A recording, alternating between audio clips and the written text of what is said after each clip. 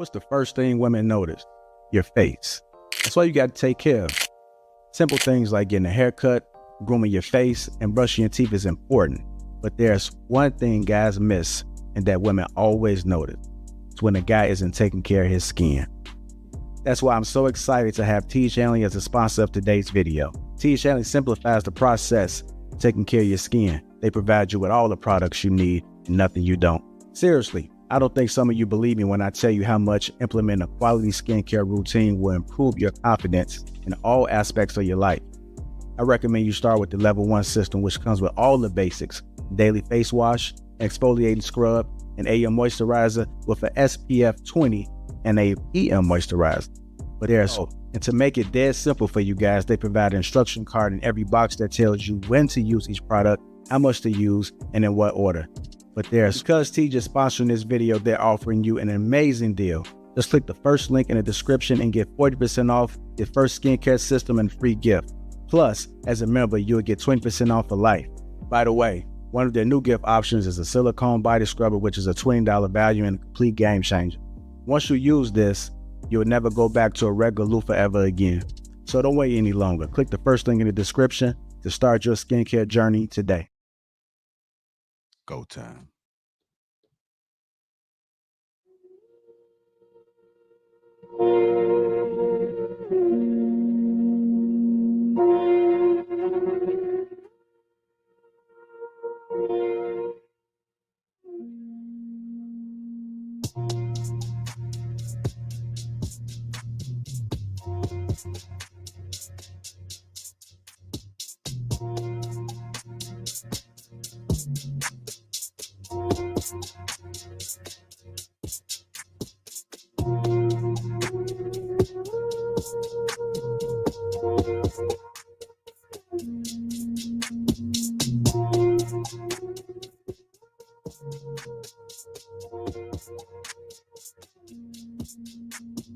What's going on, family? How y'all doing? Welcome to King Talk. Let me go ahead and introduce the crew. We got Mr. Trev Smooth, M. Whites, Lord Sherm, Pink, Kenny P, Diz, Chicago Outlaw, Sweeney. We got Mr. Will picking and shoes, and me myself, the PJ. Welcome to King Talk. What's going on, Trev? What's going on? How y'all doing? What's good? What it do? What it do? What it do, man? Happy Tuesday to y'all, man. How y'all doing on this fantastic Tuesday? Decent, man. No complaints. Love and life. I can't hold you. Okay. It's good to hear that. What's going on, Will? How you doing? Man, it's always a good day above ground, bro. No matter what I'm going through, I gotta appreciate this time that I have. It's like people make life so complicated, man. They just don't appreciate that big blessing. It's not a small blessing, but that big blessing. For sure. All right, let's see what we got in here. We got Dale Matthew. What's going on, brother? How you doing? Christopher Matthews. Shelly Hunt. What's going on, sir? Shy. Let's get the likes up. Let's do that. Make you guys enter. Make sure you hit the like button. Also, make sure you subscribe. What's going on with Joe Lee? A Real Precious is in the house as well. Says good evening. JR Kings in chat. Salute to all. And if you guys are catching us on the replay, do me a favor, hit that like button, and also make sure you subscribe to the channel on your way in and or on your way out. Shout out to the sponsor, T. Shanley, uncomplicated skincare for men, 40% off along with a free gift. They also have 20% off for life if you become a member. That link is in the description. And while you're there, make sure you guys either check out the brothers' IGs, YouTube pages. They got some amazing things going on. So make sure you guys are supporting them just as much as you support us over here. Let's make sure we mute in between, fellas. Some feedback. AP is in the house as well. Say what's good. Glad to be here, man. Glad to be here. Glad to be healthy. Seems to be a flu or bug going around. Kids seem to be going through it, man. It's like it's a circling around, passing it all around. So y'all make sure y'all mask up, man, on them planes, man, because it's some nasty germs around here.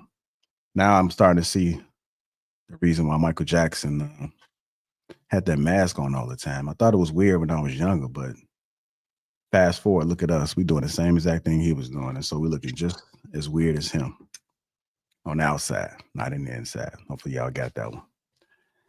Y'all can catch me at Riddles This weekend I will be doing my stand-up comedian.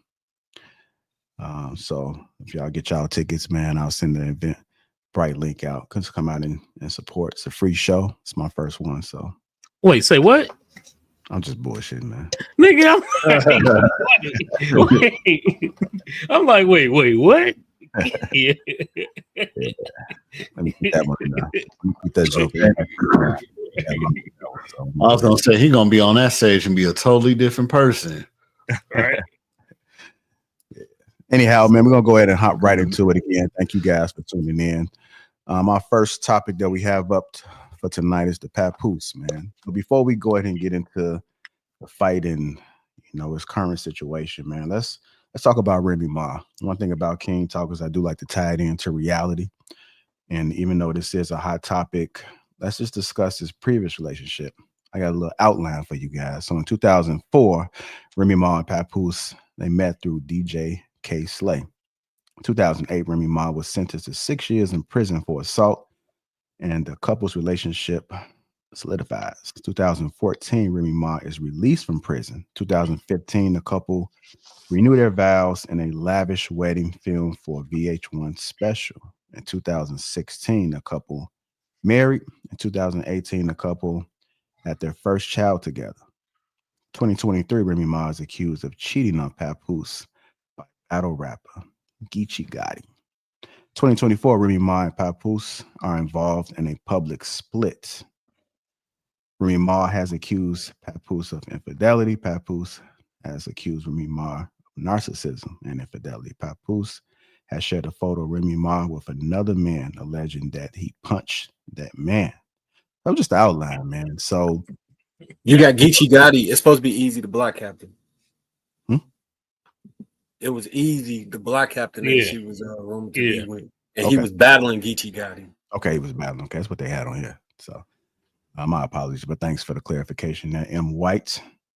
So we have a timeline, and I know as men and young men, we often are questioning our vetting abilities. And I was listening to a video earlier from Tony Gaskin. He was speaking about compatibility, right? And just how to piece it all together. But in your opinion, man, how did you view Remy Ma and Papoose's relationship? Anybody can speak. I mean, I just kind of want this conversation to flow. I don't want it to kind of be stagnant.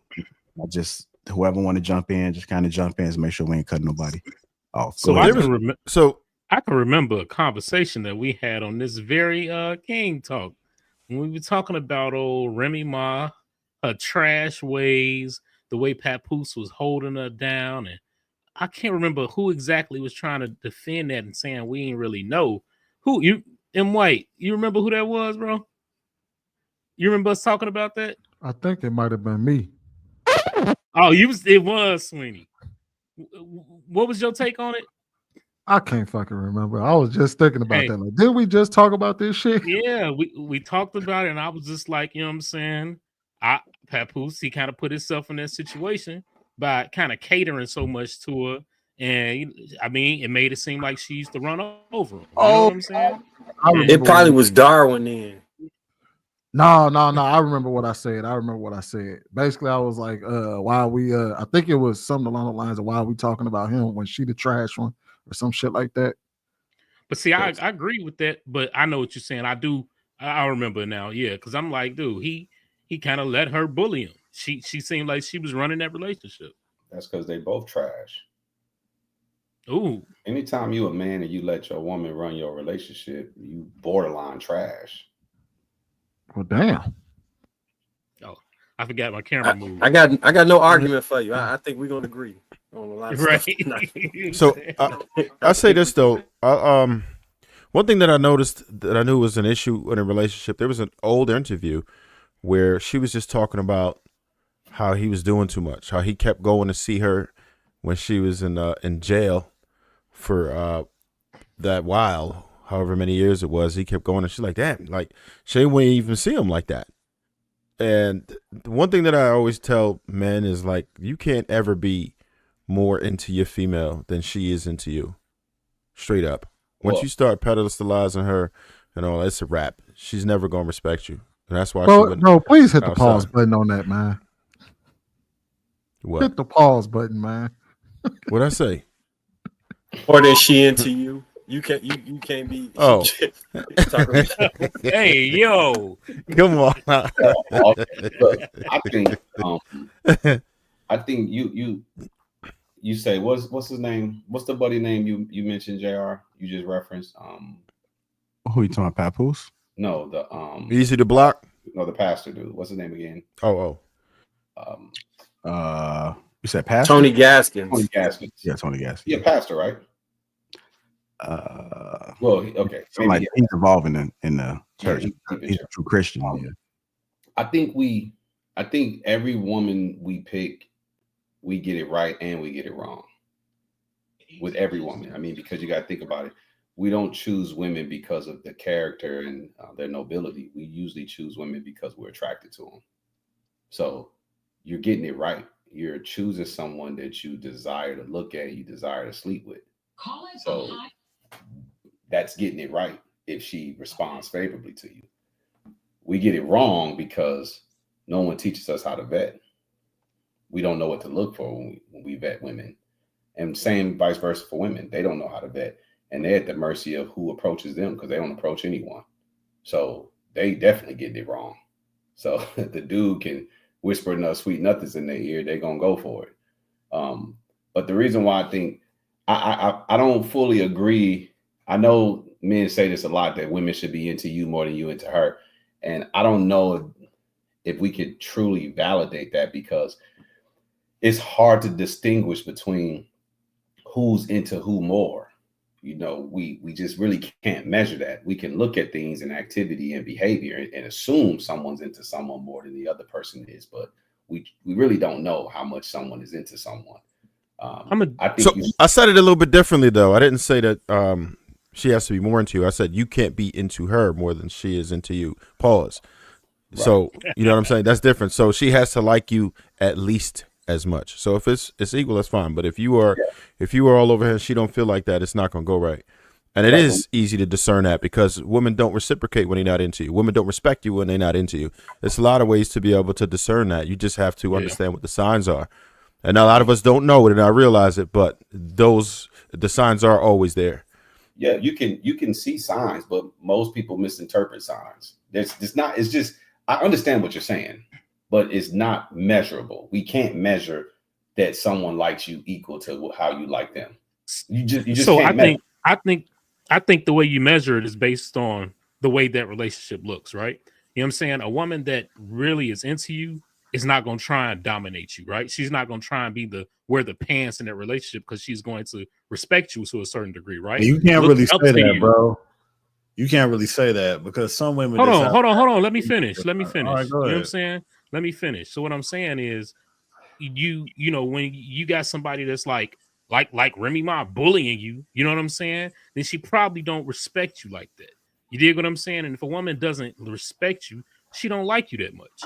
You know what I'm saying? That's what I'm looking at. If she treats you like she don't respect you, then what? She don't fuck with you like that.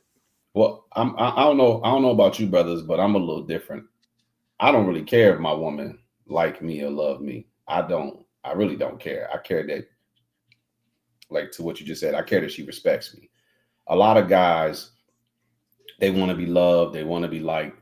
I mean, I don't know. I just care that my woman don't got to like me. She don't got to love me. As long as she's doing the things I require, I won't know if she likes me or love me. I'm going to assume she do. And she can hate my guts. But if she played a role, how would I know? There's a lot of people who fake it till they make it. Dudes, a lot of women all the time. We deal with women we don't like at all. And we deal with them all the time. They don't know we don't like them because we're doing things that they reciprocate. I mean, that they respond to. So I just don't think you can measure it. I understand what you brothers are saying. I'm not trying to give y'all a whole bunch of pushback on it. I just don't think you can really measure how much someone likes you. You could try to discern and interpret it, but you'll find that you're wrong probably 95% of the time.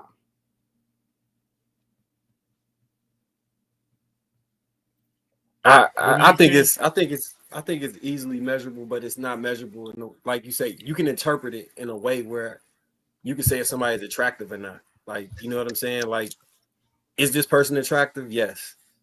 It's no way to sit there and measure it where you can say the science dictates that this person is 8.3. No, but you know an attractive person the same way you know if a woman is fucking with you like more than, you know what I'm saying, she gonna bend over backwards and she not gonna force you into positions where you feel uncomfortable telling her no, or that she gonna change her feelings and they become fickle, and she, you know what I'm saying, where you're not afraid to end the relationship.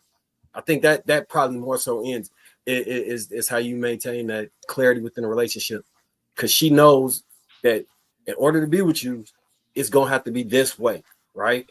And if she wants to be with you, she will assimilate to that or acquiesce to that so that the relationship can move forward. And sometimes that might go against some of the ways that she may want to act. Like she may curse everybody out, but when it comes to you, she know that that's a line she can't cross, and she doesn't do it because she likes you or loves you or respects you enough to not do that. And a woman who continues to cross that line 9 times out of 10 has zero fear of losing you for real, or does not believe that you will enforce that boundary. Absolutely. In my opinion. 100%. In my opinion. I agree with you 100%.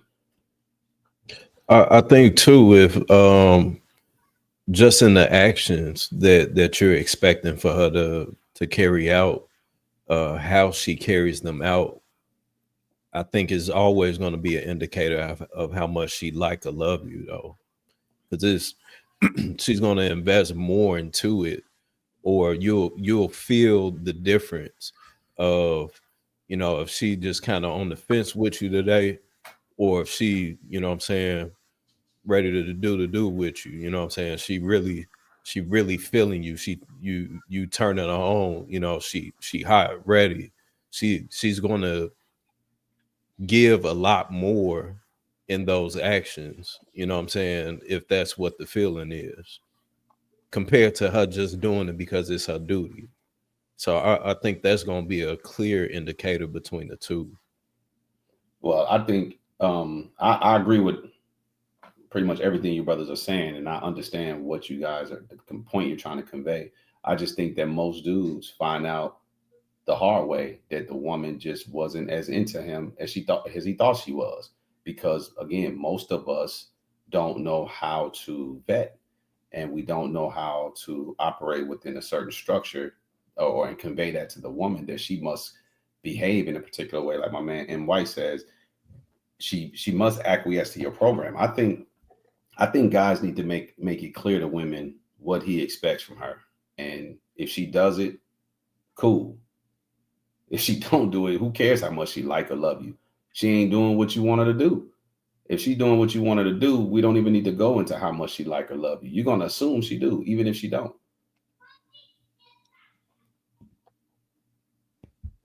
I got a question for y'all. Can a man love a woman and beat the shit out of her? Yep. So can a woman love a man and treat him wrong? Nope. That makes no sense. Why? No, That makes that don't make sense at all. You can't beat a woman and still say you love her. No, you don't love her. Yeah, you can. Because you would be putting hands on her. And to say a woman's gonna treat you right and she loves you, yeah, that contradicts. People see y'all making it seem like men and women are the same. We're not the we same. We ain't that different. We don't have to be that different, but we ain't the same. We damn sure ain't that different. So Will, you saying if you put hands on your woman, you saying if you put hands on your woman, you saying you love her? That's why you putting hands on her? That wasn't the question. The question and a man. It wasn't me. I'm not gonna beat my woman. Well, I'm using you as an example because you said yeah. Me as an example because I wouldn't beat my woman. I don't beat my kids, but people beat their kids. No, and they still but what I'm saying is though, you said yeah. You said the reason why did you say yeah then? Why did you say yeah? Because it's possible. That don't mean every man who beats their woman loves her. That doesn't mean every man who beats their woman doesn't love her. People beat their children.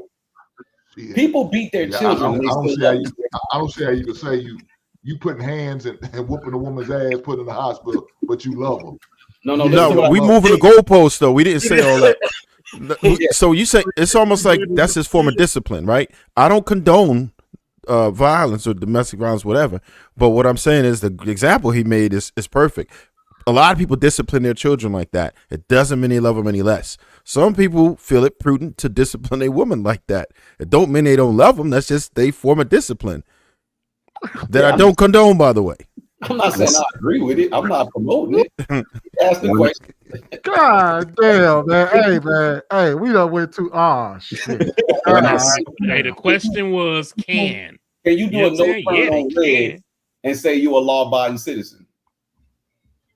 Wait, ask it again. What'd you say? Can you do what? Can you hit the intersection and turn when it says no turn on red? The light's red and you still turn. Would you still consider yourself a law-abiding citizen? No, if you broke a law. No, you broke a law. Well, people will still consider themselves law-abiding. They look at that as an infraction or a mistake. They won't look at that as that I'm just like people can beat the hell out of their wives and say that I was. They love their wife but they beat the shit out of their women. But I mean, is it a law against beating your woman? Only in America. Wait a minute. Global law. God damn! Are you sure you ain't promoting this bullshit? I just answered that man's question. That's all I did. All right, y'all. Make sure we go ahead. Let's go ahead and make sure we get back to topic. You went down the road like talking about what? Will, come on, dog. You said only America. Like you promote this shit. That was a bad question, Will. Man. Hey, you asked this, Sweeney. No, I said. He said, "Is it against the law?" That was a bad question. What about kind of getting back to the? What about getting back to the topic? Like, what about if a woman? What if a woman is beating on the man? You know what I'm saying? Can she love him and still beat his ass? No, that makes no sense. No. I don't know. Do not make any sense. No. Men show love to their women by providing for them. If a man provides for a woman, that's how he show love to her. Like all this being nice and catering to a woman and doing the things that she wants, that's truly how we should love women, right? Filling their love tank the way they receive love. But if you just put a man into the world and say, hey, go show that woman you love her, and she doesn't get the response, she just has to sit there like a mannequin. The man will pour out outward expressions of love by trying to do things to make her smile, make her happy. That's how we associate love initially. It's not until we get to know that woman and figure out what it is that she actually needs, and then we try to adjust ourselves to fit what she actually wants. Women show love by submitting to men. You can't be beating on a man. A woman can't display love if she's beating on you. She can't, because she's not doing the thing that she's built to do, which is to fall underneath your covering. What if it's Clarissa Shields dominating you in a way of loving you? That don't even work. But you saying, but it's in us to beat on a woman, and that's the way we show our love. That. Did I say that? I said a man shows that he loves a woman by doing things for her. So if he's doing things for her, let's say he's beating the brakes off her, but he's still paying all the bills. He buys her all the Tiffany's. He buys her the Gucci and the Louis. Are y'all not understanding that men? If a man I'm not understanding none of that shit. Oh wow, okay. No, because I'm still paying the bills, even though I'm living with her. I didn't say because I have to live with her. You don't have to live with her. Stop paying bills just because I'm whooping her goddamn ass. Yeah, that ain't love to me. So you gentlemen, tell me this. What's the first way you guys show a woman that you like her? Like, just say you take a woman on a date. What's the first way you try to convey to her that you like her? What do you do? Wait. I find out what her interests are. Hold on, wait. Before we go that far, right? I don't think men take care of women out of love. We do that out of obligation. No, we don't. Yes, we do. When you have a responsibility, you do that out of obligation to her. That's how a man can still hate his wife and be in a sexless marriage and all of that, and still do what he's supposed to do as a husband, even if he can't stand her. Is because a lot of men tend to move out of obligation when we take care of things financially. Obligation is if she's your woman or your wife. When you're courting her, it's not an obligation. You're showing her a courtesy. You're courting. Right. That's what I'm about to say. I can prove that wrong. I can disprove that right now. Like my question I just asked you, gentlemen. When you first meet a woman, what's the first thing or first 1 to 2 things you do to show her that you're into her? I chat to her online. A what? You say, hey, I mean, you talk to him. You ain't got to do nothing. Look. If you going in, we talk about it all the time. Hold on. Listen. I'm talking about what do people do? What do men do? Right. Men in general, what do they do? Usually talk to them, try and get to know them. Listen, so what you leading with your pocketbook? See, that's the mistake we always talk about. It ain't about. Hold on. Is Will right? Yeah. Look, it's one of those things we always talk about. That's what you're going to get if you lead with your wallet. My thing is, if you meet a woman, your first thing is to talk to her. If you can, get some kind of reaction out of her just from your conversation, now you're going somewhere. You know what I'm saying? But if you want to lead with your wallet and you think you're going to spin to make it open, hey, you're barking up the wrong tree. I'm going to say this too. I'm going to say this. Even that there's holes in it. We still even do that out of obligation. It's a societal expectation that men approach first, that men pay for dates, and that men court women. If that wasn't a social obligation, then you would have an argument. But that's a social obligation. No, listen. That's not an option. No, gentlemen, listen to what I'm saying. Okay, I'm not saying what's right. I'm not saying what's wrong. I'm not saying what should be done. I'm not saying what shouldn't be done. I'm simply stating what is. See, if you take the social construct of men courting women, pursue women, pay for all these dates, and men will still do it. Men will still do. We do it amongst each other. We try to show out in front of each other about how much we possess. It's a pride and ego thing. This is how men are hardwired. You could take money out of the world. Take money out of the world. We will use other things to express dominance and superiority because it's something that we pride ourselves on. Money is a tool that we use to show our superiority in the modern times. If you tell me right now, so what would you say in an instance of like some of these dudes like the Pookies or Ray Rays or a homosexual who actually garner much success? So what would we say about these dudes who definitely are not trying to trick off at all? I'm not saying what's right. I'm not saying what's wrong. I'm not saying what people should or shouldn't do. I'm just saying what is. Just because this is what majority of men do and how majority of men are wired don't mean we're all going to be the exact same way. There's always exceptions to the rule. I don't leave with my wallet. When I was single, I got 3 rules. I mean, I got how I date. My rules is we gonna date at my house, her house, or the park. I'm not taking you nowhere and spending nothing. I won't buy you a pack of double mint gum. So you contradicting yourself. How did I contradict?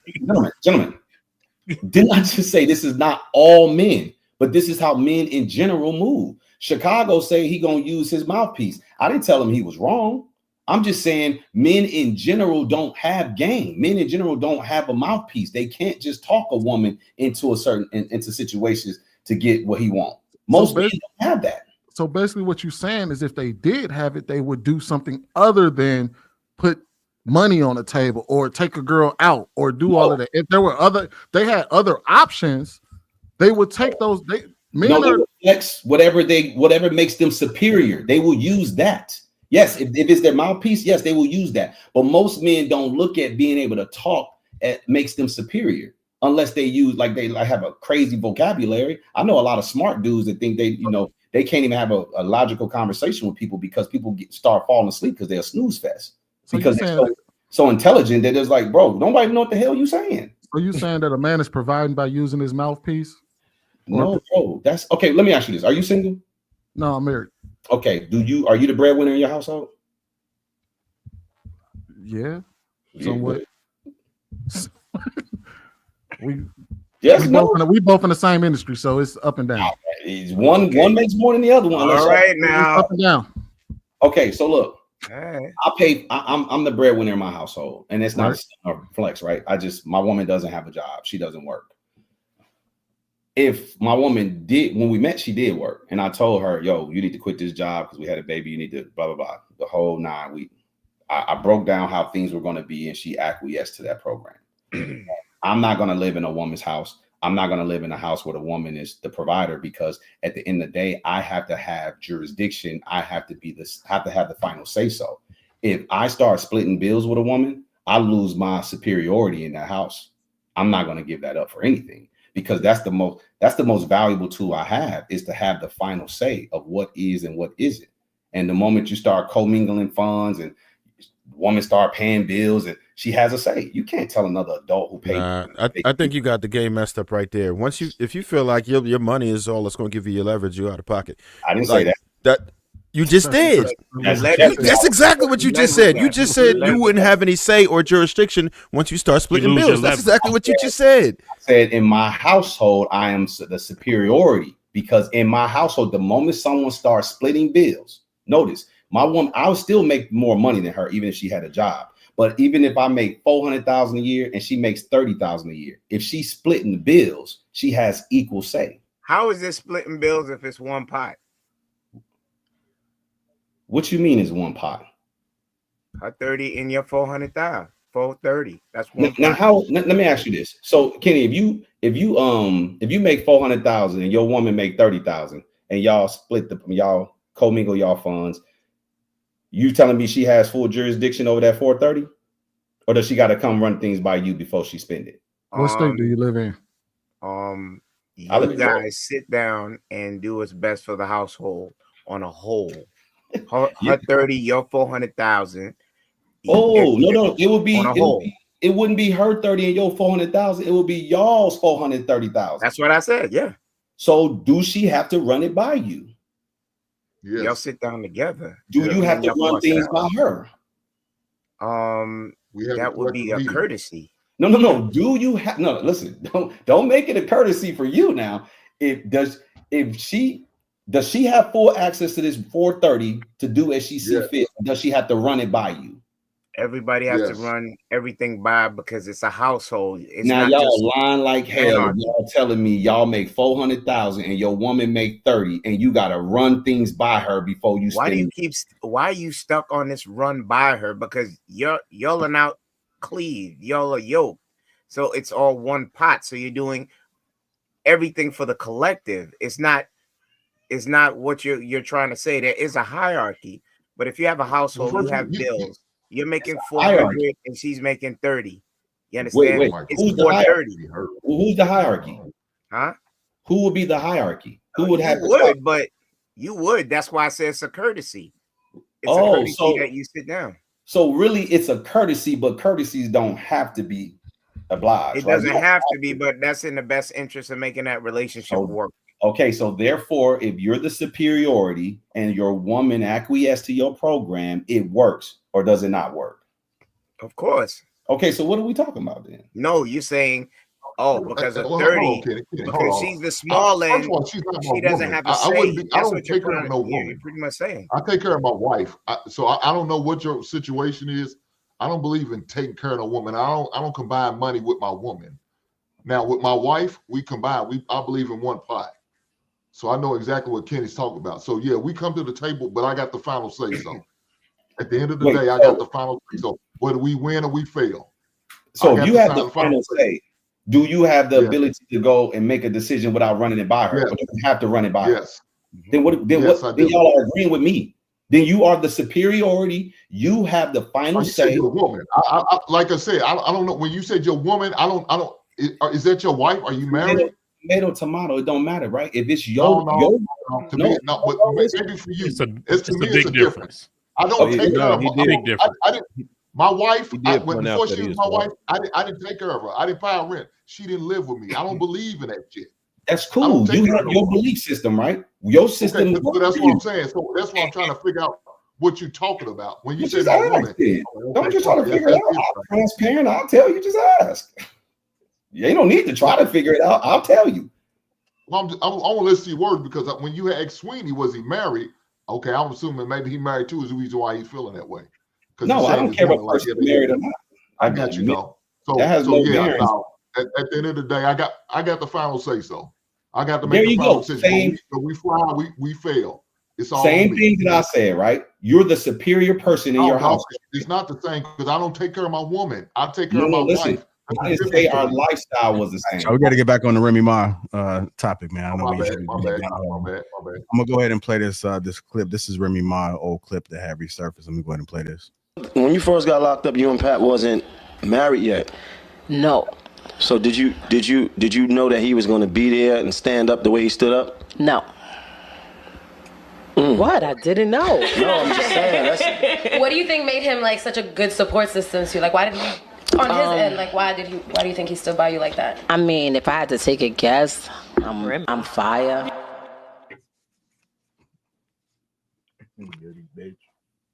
Yeah, so that was a clip. I Worst know type. I know we was giving our opinions about what we thought about the relationship, but it almost comes off as Papoose might have been a good guy, right? Yeah, Nice he's guy. a super good guy. I mean, I would only assume He's a fool. He's a fool for that shit. There's no way I would stay with that heifer, man. This heifer's crazy. Look, he do it from the he was a nice but guy. that's what the I missed. What did she say in that video? She was fire. He She stayed said with her. she was She's- fire. That's why, because she was fire. Girl, get your. What the fuck does that mean? I don't think he's stupid for staying with her, staying by her side. I wouldn't have done it, but I don't think he's stupid for doing it. I think he's stupid for being with her from the jump. Well, that's what I'm talking about. He should have never got with her. It was a bad decision right there for getting with her, period. Right. But if he gonna get with her, it makes sense that he ride that train wherever that train's going, right? If that's who you choose to be with, then this is the life that you have. This person and whatever comes with it. When she went to jail or prison, they wasn't married. So he had no obligations to her. He wouldn't have any obligations to her if he married. No, you do. I think they had kids. Marriage is a real thing. It doesn't matter to me. I don't care if we had kids. I would have been. I've been a single parent. You know what I'm saying? And we've just been co-parenting. They didn't have a kid. Wait, let's set the record straight. The little girl that they now have is his first kid with her. She had a son he's incarcerated for murder right now, awaiting trial. She had a big son, but they had a kid when she got out. Well, look, gentlemen, if she went to prison and it wasn't something that he sanctioned, she's in violation of their relationship. She is doing stuff outside of his jurisdiction. I don't care if he's married to her or not. Once you start acting as your own, you are not my woman. I don't care if we got a legal obligation to be with each other or not. You don't even have to have a legal covering for that to be your woman. Once a woman starts acquiescing to you and doing what you request, submitting to you, supporting you, that's your woman. You may not be married to her. Didn't none of y'all just get married? Well, y'all parents arranged y'all marriages and you met your wife. It wasn't married at first sight, was it? Did y'all get married to y'all wives at first sight? I would like to believe that. Believe poetic. What? Did you marry her at first sight? Hey, Sherm, that's poetic. Right, exactly. You already know, Kenny. These women that y'all married, they were y'all women before y'all got married. So don't start saying not my woman, my wife, because did you marry her the day you met her? Well, no. the reason why Hank said that is because he behaves differently to his wife than he does than his woman. That's what he was trying to explain to you, is that when she became his wife, that's when he had that obligation to take care of her and look after her and all of that. But before that, she was doing her own thing. He was doing, you know what I mean? And some people feel that way. Once you, I got a question for you, Hank. Do you believe in like living together before marriage? Cohabitation? Yeah, cohabitation. No. So that's probably the difference. No, we didn't live together. Do you believe that's probably the difference? Most people who like live together, cohabitate, kind of share what Will was saying, as far as you kind of feel like you married at that point when you stand together. So you might do the same stuff. Question. So Hank, do you believe in sex before marriage? Yeah, I don't have a problem with it. That's why my name. He didn't say he was guided by No, what I'm saying is people pick and choose, right? And it is what it is. I'm not going to tell you your lifestyle is wrong. I'm not going to tell you how you go about things is wrong. But me not living with a woman has nothing to do with my religious belief. That has nothing to do with nothing. I didn't say that. I just don't want to do it. No, and that's cool. Look, you can pick and choose how you do it. And the reason why, because I lived with a woman before, and a woman lived with me. It didn't work out. I said, never again. I'll never live with another woman again. Now, I was like 21, 22 years old. Young, you don't know no better. I said, never again. Well, Never and that whatever you choose to do, and I live by that motto ever since. Yeah, you pick and choose how you want to live your life. But I think so many of us start to look at the way other people are doing it and just assume that it's wrong.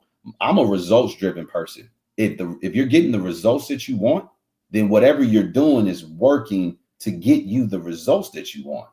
So I think marriage, I think most dudes in America who are married are in a very vulnerable situation, especially if they got money. If you broke, who cares? You broke. But if you got some paper, if you worth something and you married, you're vulnerable. You may not want to think about it. You may not want to talk about it, but you are. You married? You married, Will? No, I'm not married. Not legally married. You plan to get married? No, I may get married, but I'm not gonna get married. I'm not gonna file papers with the government. You know one thing though, people be mad vulnerable too when you are not married, right? God forbid something happen and there's nobody there to have any legal ramifications on what happens to you. You know what I'm saying? That's called a proxy. Yeah. No, bro. You know what I'm saying? You got power of attorneys. You got healthcare directives.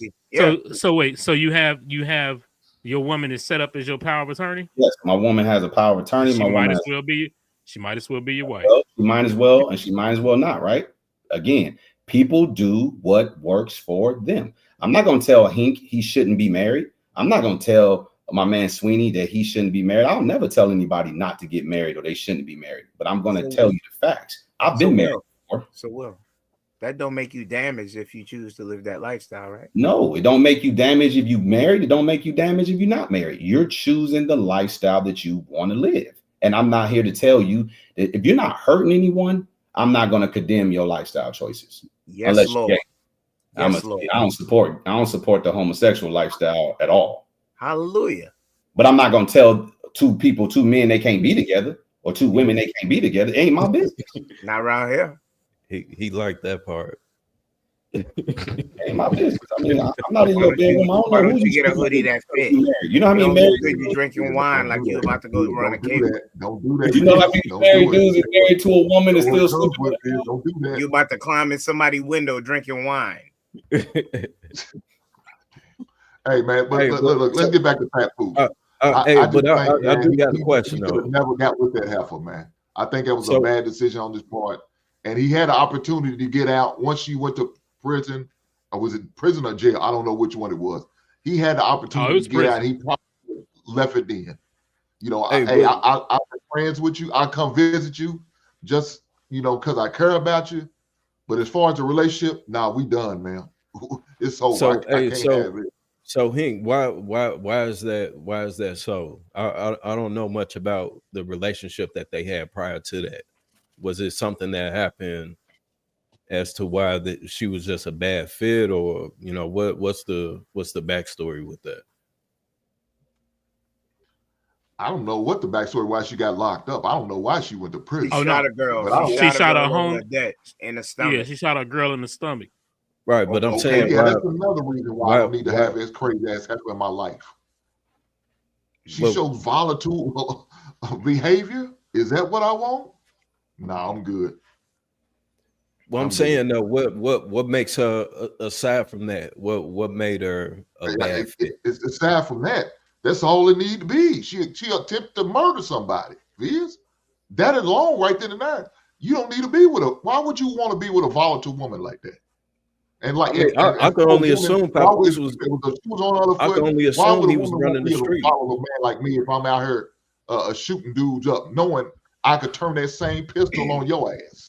Hey, no, according to Marcus, some niggas like that shit. They like crazy ass women. Yeah, that's what I'm saying. If Papoose, if he claimed that he from the streets, right? Most cases, street niggas get women that run the streets as well. Hey, but look, I will say this. We obviously see. Hold on. We obviously see he got a. Look, we obviously see he got a type. Viz, remember I was saying about my big homie told me don't buy nothing you can't buy twice when it comes to anything. You need to be able to get back if everything go wrong. He also said every hood nigga need a square bitch. That was he was giving me game. I agree with that, but that shit don't happen for real though, bro. You know that. Most of them niggas wind up with crazy. If you think about all the nurses, most of they men be hood niggas. I'm gonna keep it real. Think about until you start probably getting into upper class, them upper middle class black women, they be in love with hood niggas. But newsflash, them nurses be thoughts too. So and hood chicks. They just hood chicks with a nursing degree. Yeah, that's all it is. Well, they still. I bet you when they go on their lunch break, if they gotta go see their man, a lot of times they go on the block where they get I'm saying though, bro, in most cases, hood chicks, they can only be handled by niggas from the hood. That's so true. They're going to gravitate back towards that. That's true. So again, my question is, and I don't know the backstory of Papoose. You know, I just know, you know, that he rapped and he rapped funny as hell with the big words and all that. I don't know the backstory on him, but I can only assume that he ran the streets as well. So if Remy Ma is in the streets, they both in the streets. That's where they clicking. Aside from that, what made her a bad fit for him? Because for him to marry her, the nigga had to been happy. Yeah. I don't think they was a bad fit. I just think he was stupid. But see, the thing that made it a bad fit for me is one of the two. The thing that made it a bad fit for me, looking at it, is anytime they were in a public eye, the way she treated him, right? And I'm like, bro, that's a red flag. She treated him like she was a bully. You know what I'm saying? And like they did the reality show, and I'm just like, bro, you making yourself look like a sucker, man. And that's kind of how it turned out. You know what I'm saying? When she played him with the rap dude, you know what I'm saying? And they go on to different battles, and he's sitting there rapping about the scenario, and Papoose had to run up on him and, you know what I'm saying, give him a 1-2. I heard. No, put him down. He ain't have to do that. I don't know why. Look, do y'all think if people have a dysfunctional relationship, do y'all think they should break up? Depends. Sometimes two dysfunctional people work in harmony. So that's what I'm saying.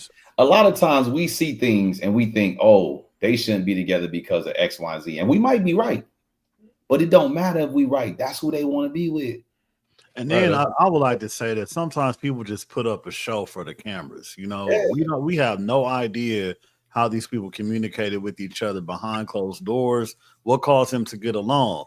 If a man is gonna wait for a woman to come out for, you know, during the 6-year bid, he must be in love with her. She must be doing something right. You know, I can't put myself in his shoes. I don't know him. 8 years. I don't know what she did to him, for him, whatever. I don't know if she could cook a fucking Thanksgiving turkey. She might could do that. You know, who knows what she does. Right. But, you know, it's kind of hard to judge just based off of like tabloids, you know, reality shows and whatever they want to show us, which cause these two people to get together, be together after the bid, have a child. You know, they got some years in the game. You know what I'm saying? And everything don't last forever. You know what I'm saying? No, I was going to say, it's not about the lasting forever. My thing is the same way she bullied him throughout the public eye is the same way she disrespected him when they broke up. You feel me? Y'all could break up on y'all terms, but the way that shit was done, that's what I saw coming by the way she treated him throughout the entire time. And plain and simple. That's my point. And you're probably right. But ask yourself this. And all you gentlemen, ask yourselves this. Have y'all ever pursued a woman that you didn't like, got the woman, and stayed with her when you didn't like her?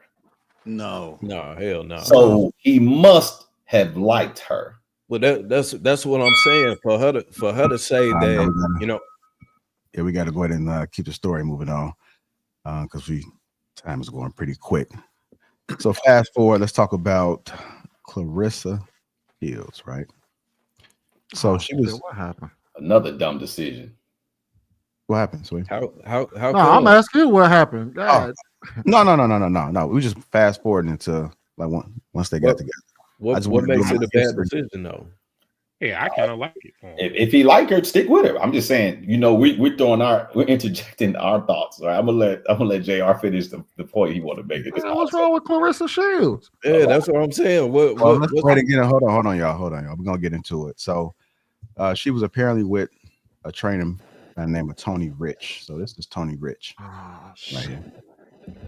This is who she was with before Papoose. So Tony Rich is a trainer. He supported her. He played the supporting role, the same thing that we see Papoose is doing right now. And he was in the background. Allegedly, she left Tony. She started to date Papoose. But let's just hear what she had to say during this whole Remy Ma situation. You know, it really gets on my nerves, that grinds my gears. Grinds them so bad. Is that when y'all think I give listen to me. I do not give a about so much. And then it kill me when y'all think that because I respond, I give a I don't give a I be bored responding. Needing something to do. I done worked out 2 hours straight. The rest of my day is free. I'm on an all fruit damn detox. I don't give a I'm bored. Don't ever think that because I responded to you that I care, because I don't give a about you, about her, about him. I don't give a nothing. That's the truth. That's the truth. Because I don't. So she said she didn't care about Papoose. That's what she said, right? When everything was going down, it was going back and forth and all these messages, and just she said she didn't care about him. She didn't care about it. Fast forward, they wind up together. There was a fight, was this past weekend, right? And we can kind of see where Papoose was playing the supportive role. I think he performed during the show. He was doing all type of things, and this is what it looked like.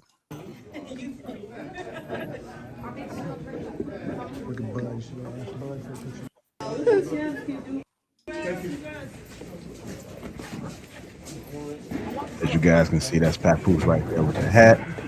He's in the background, of course. You know, it's just a fight. Get up in front. Congratulations. Peace to the God. He walked out. Stunting on them. Okay. Then, first of all, I keep telling these motherfuckers, I don't know who the fuck they fucking with. Tell them to quit down with me. I'm not the one. Look at your boy Papoose right there. Talk about some, oh, she wore makeup and wigs, and oh, she trying to be too cute. I'm a fighting motherfucker. Okay. I don't know what the fuck you thought. Okay. I don't care how cute I look. I'll beat a bitch ass. For real. How did it feel to drop her though? Oh my God. Listen, she got me in the corner over there. She throwing in some niggas. Do you wish you had it? Hey, she got boxer eyebrows, man. Oh man, He got a type, man. Like he got a type. He got a type. She said I could beat him off her ass. I believe her. I'm gonna go on and tell you. She can. Clarissa. Hold on, before y'all get into it, let me just go through these few things right here. And one of them did get put in there, but I saw this up on like Lil DeVoe's page. He wound up putting this on there. One of my homegirls said Papoose is the best support boyfriend ever. Not the support boyfriend, like he's just there holding the purse and cheering from the sidelines. Good ninjas will always be cheated on. So we talk about that good guy. Love Hip Hop described this ninja as a service animal. He knows how to play his role and win. Damn, a service animal. Supporting your lady is a joke in 2025. Crazy how times have changed. Let's go ahead and get into it, man. So Clarissa Shields and Papoose, they say he's the best support boyfriend. He's taking the back seat, similar to how her ex was. There are a lot of people saying that she don't care about him. It's just his turn. So let's get into it. Go ahead. We all know you was trying to say something. Excuse my French, but Clarissa Shields is a nigga bitch. This is a nigga bitch. All these nigga bitches get docile men like Papoose. I'm not mad at it because that's who they're tailor made for. That's they fit. So is dysfunctional as it is for people like us observing it and thinking how crazy it is. Who else are you going to pair a nigga bitch with? You can't pair him with a masculine dude because that ain't gonna work. It's gonna be too much. You hear how, I personally, I don't like women that use profanity a lot. So that walking down the aisle, down the hall, cussing like that, being a boxer to begin with, that profession, right? I was just none of that work for me. Oh my gosh, she got to fight a nigga eyebrows, man. Yeah. Look at them eyebrows, bro. She look like Floyd Mayweather in the eyes. She just got out. That's after the fight. This is after the fight right here. Nah, that's before. That's after. That's after. Yeah.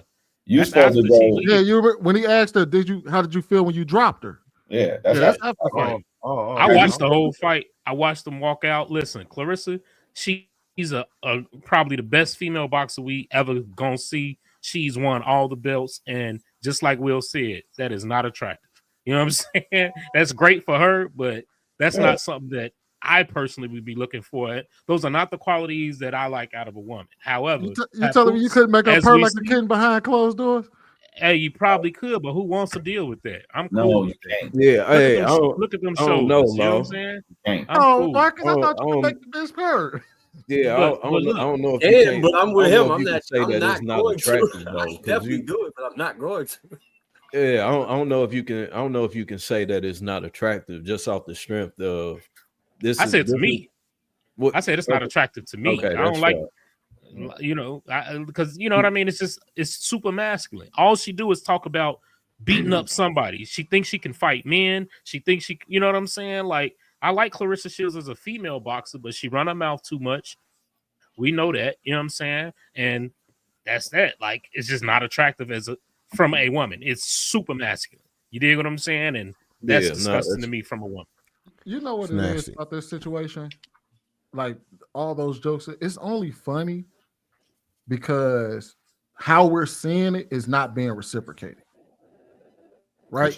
This looked like classic simping behavior because it looked like he's always in a support role, but nobody's ever supporting him. I mean, but what is Papoose doing though, right? But that's what I was about to go into that. The problem is that we look at it, we don't understand it. This nigga ain't doing shit. Yeah, even when Remy Ma was on top, it was still she was on Love and Hip Hop and all that shit. He was just doing that because she asked him to do it, but he's not doing anything. So it looks bad on him because these women are never given an opportunity to support him publicly in anything because he's not doing shit. So it looks like it's not being reciprocated. Well, you know what Sweeney, you know why I disagree on that though? Look at the way Remy Ma is always somewhere supporting the little easy block nigga. You know what I'm saying? Yeah, but he at least out there still rapping. Right. But that nigga out there, he doing rap battles and shit like that. What do Papoose do?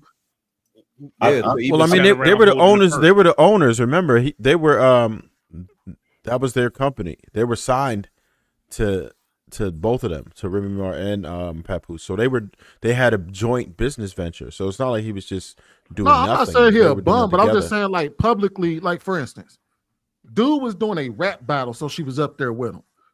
Clarissa Shields is boxing. She had a boxing match, so he's there. What have we seen that Papoose has done publicly, like a concert, a show, a event, or something that was showed that his woman also supports him? We never see it. But most of his stuff is behind the scenes now. She probably didn't let him. That's why I said, but that's what I was gonna say though, is that it looks bad because it doesn't look reciprocated. All we're seeing is this nigga going out his way to support these women, but we never see them support him. So it looks bad. It don't look bad to me. I don't know. Is that what people are complaining about? I'm just saying, based off of the jokes that was being made, that's what they're making jokes for, is because he looks like a clown because he's in his support role all the time. But there's never any times where they show that these women are actually supporting him as well. But the people, it's funny. I laughed at the joke like he was a support animal or something like that. That was funny. But I think it's foolish to comment on it because, again, you're talking about public figures. Yeah. And one is not so public, right? Papoose is not that public. We just know him from the early 2000s. Papoose hasn't been in the public eye, only been in the public eye when he's attached to the women that he's with. So he's not, that's like saying Stedman is a simp. Howard Stedman a simp because Oprah's in the public eye and that's his woman. Yeah. We don't know these people's dynamics of their relationships. If she's doing what he wants her to do at home, then I'm cool with it. But I can't imagine her doing what he wants her to do at home because the way she carries herself publicly. I don't care that he's with her and he's supporting her. He should support her. His woman is actively doing something. Why wouldn't you be at her?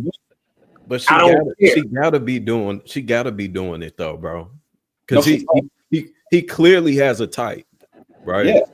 So he has a type probably is Mr. Mom at home. And I don't have a problem with that if it works for him.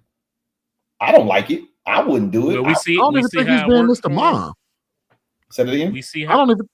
We see go ahead, how it bro. worked for him to begin with Remy. Yeah, but at the end of the day, guys, look, we're no different than Papoose. If you 40 plus years old or 30 plus years old and you're not married, every relationship you've been in has failed. If you're single, I should say. So you probably got with a woman that didn't work, and you got with a similar woman to your previous woman, and that didn't work.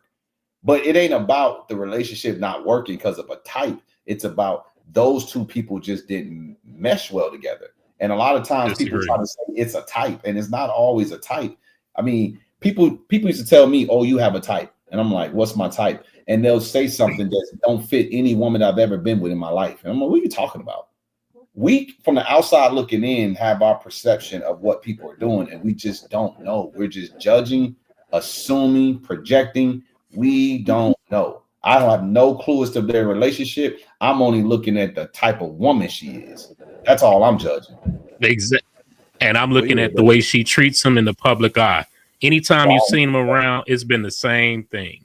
Even when that first clip that he played, that JR played earlier, when she was like, "Because I'm this," she has that arrogant, you know what I'm saying? I understand you're a rapper. I get it.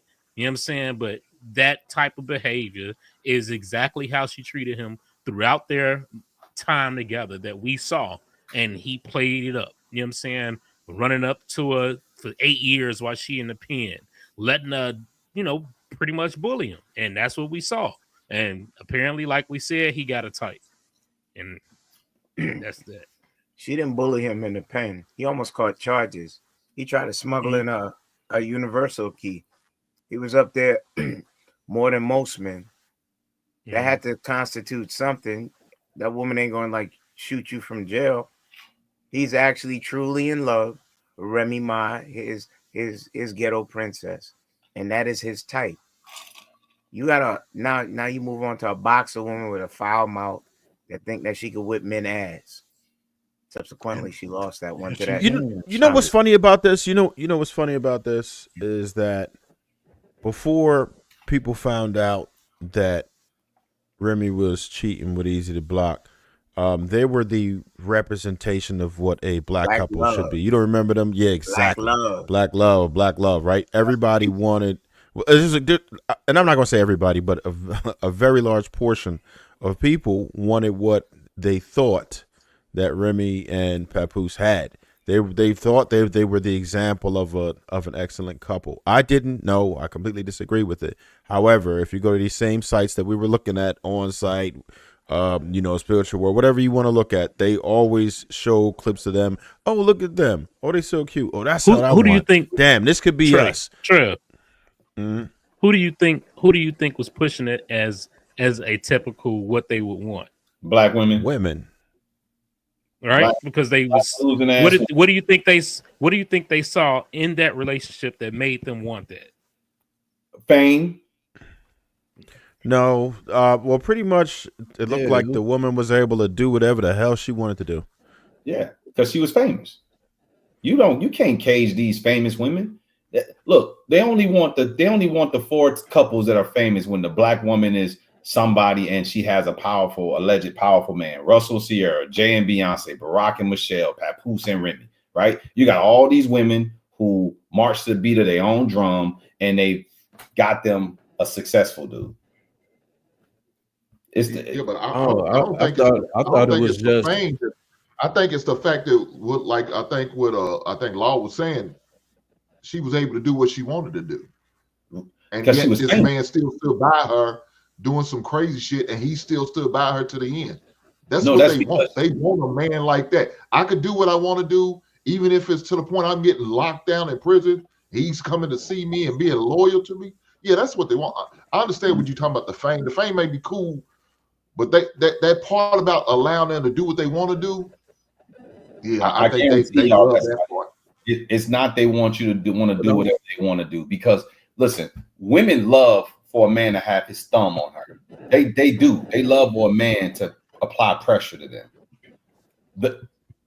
They are a walking. I don't think the women like what Remy Ma, they don't want no man like that. Yeah, but women. Shields. But it wasn't women. It wasn't women like Remy Ma that was saying relationship goals, putting Remy Ma up there. It was average Joe women, regular women.